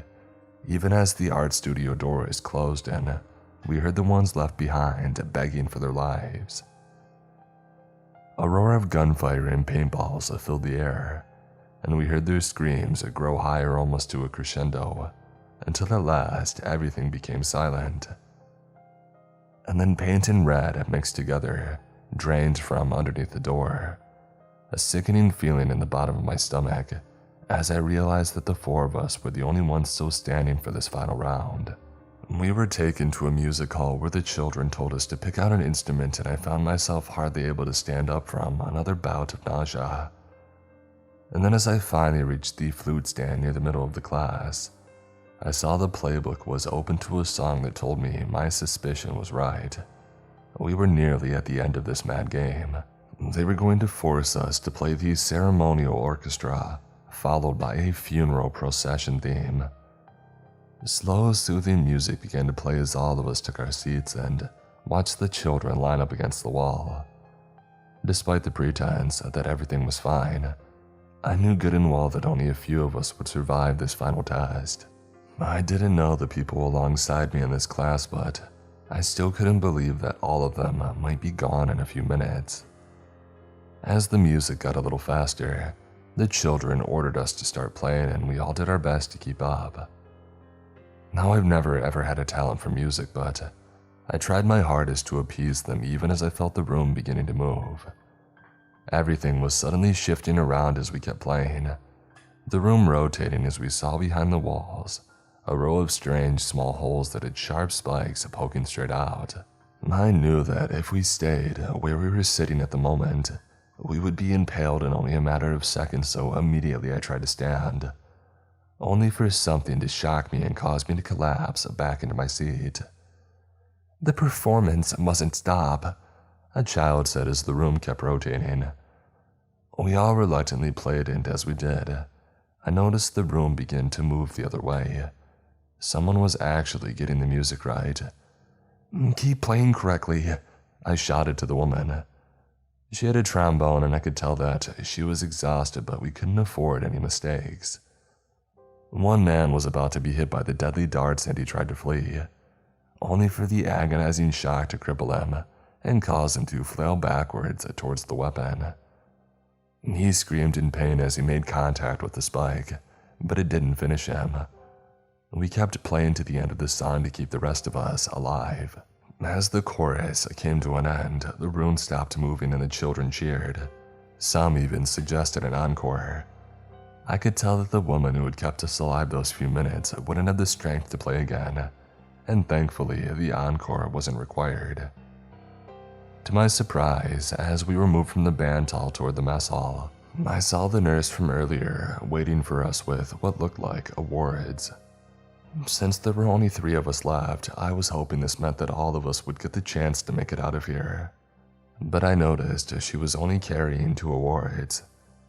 One of us would be put to the test a final time, I realized as we were told to stand at the center of the stage. All of you have managed to come so far in this program, and we can't thank you enough for all of your hard work to reach the top of your class, the nurse had announced. As she was talking, I saw that the auditorium was filling up with children. I was surprised to see that there were so many of them. At first, it was just a dozen, but then I realized that there were hundreds of them. Did they all live here in this underground place? How did they survive? Before we pass out the awards, I think it's time for a quick snack for all of you, the nurse said as doors at the back of the cafeteria opened and I saw more adults rolling in carts. I held my nose as the stench of rotting meat overpowered me, and I saw that they were actually being fed the bodies of all the other adults that hadn't made it this far.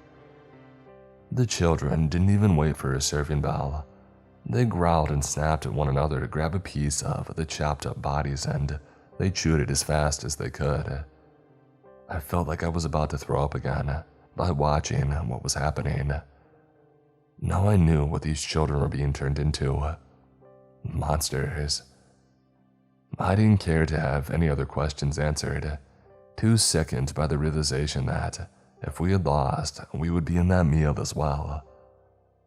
To my surprise, the petite woman that had been here since the beginning reached for my hand. Her eyes filled with tears as we listened to the children eat the bodies of our competition. "My name is Sam, by the way," she whispered as her lips trembled and the children finished the last bits of meat. For a moment, there was a connection between us, a mutual understanding that we didn't deserve this treatment, despite whatever issues we had in our real life.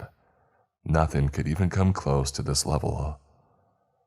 And then the nurse got out a raffle ball and started to spin it, the numbers clattering around as the hungry children waited to hear who would be crowned the champion.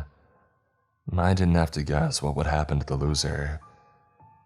"Our graduate in this class is none other than John Readers. Step up here, John," she announced. Immediately, the children moved towards Sam and to the others, ready to pull down and eat them as well. I tried my best to hold on to her for as long as I could, her screaming and kicking the entire time. "You will forget about this place soon enough, John. I knew you would make it. Come, as we get you ready to leave, there is one final thing I need to show you," the nurse ordered. I tried to keep from looking as the children trampled and attacked my friends. I was so traumatized by the event, I found myself shaking as I moved towards the back hallway. I'm sure by now you recognize that this entire process was orchestrated to make you a better person, but we couldn't have done this without people that were in predicaments just like yours. Down on their luck, angry with loved ones, scorned.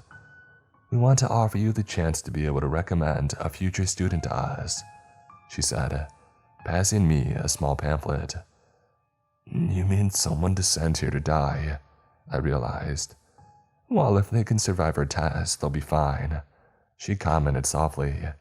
She soon led me to what looked like an old elevator that had a key code to prevent anyone from entering, and as she got me ready to leave, she added, "Just think over all that you have learned here, and I'm sure you'll see the benefits to our program." And then she injected me with another dosage, a strong sedative this time, and pushed me into the elevator. I couldn't even open my mouth to scream as the door slammed shut, and I found myself getting dizzy.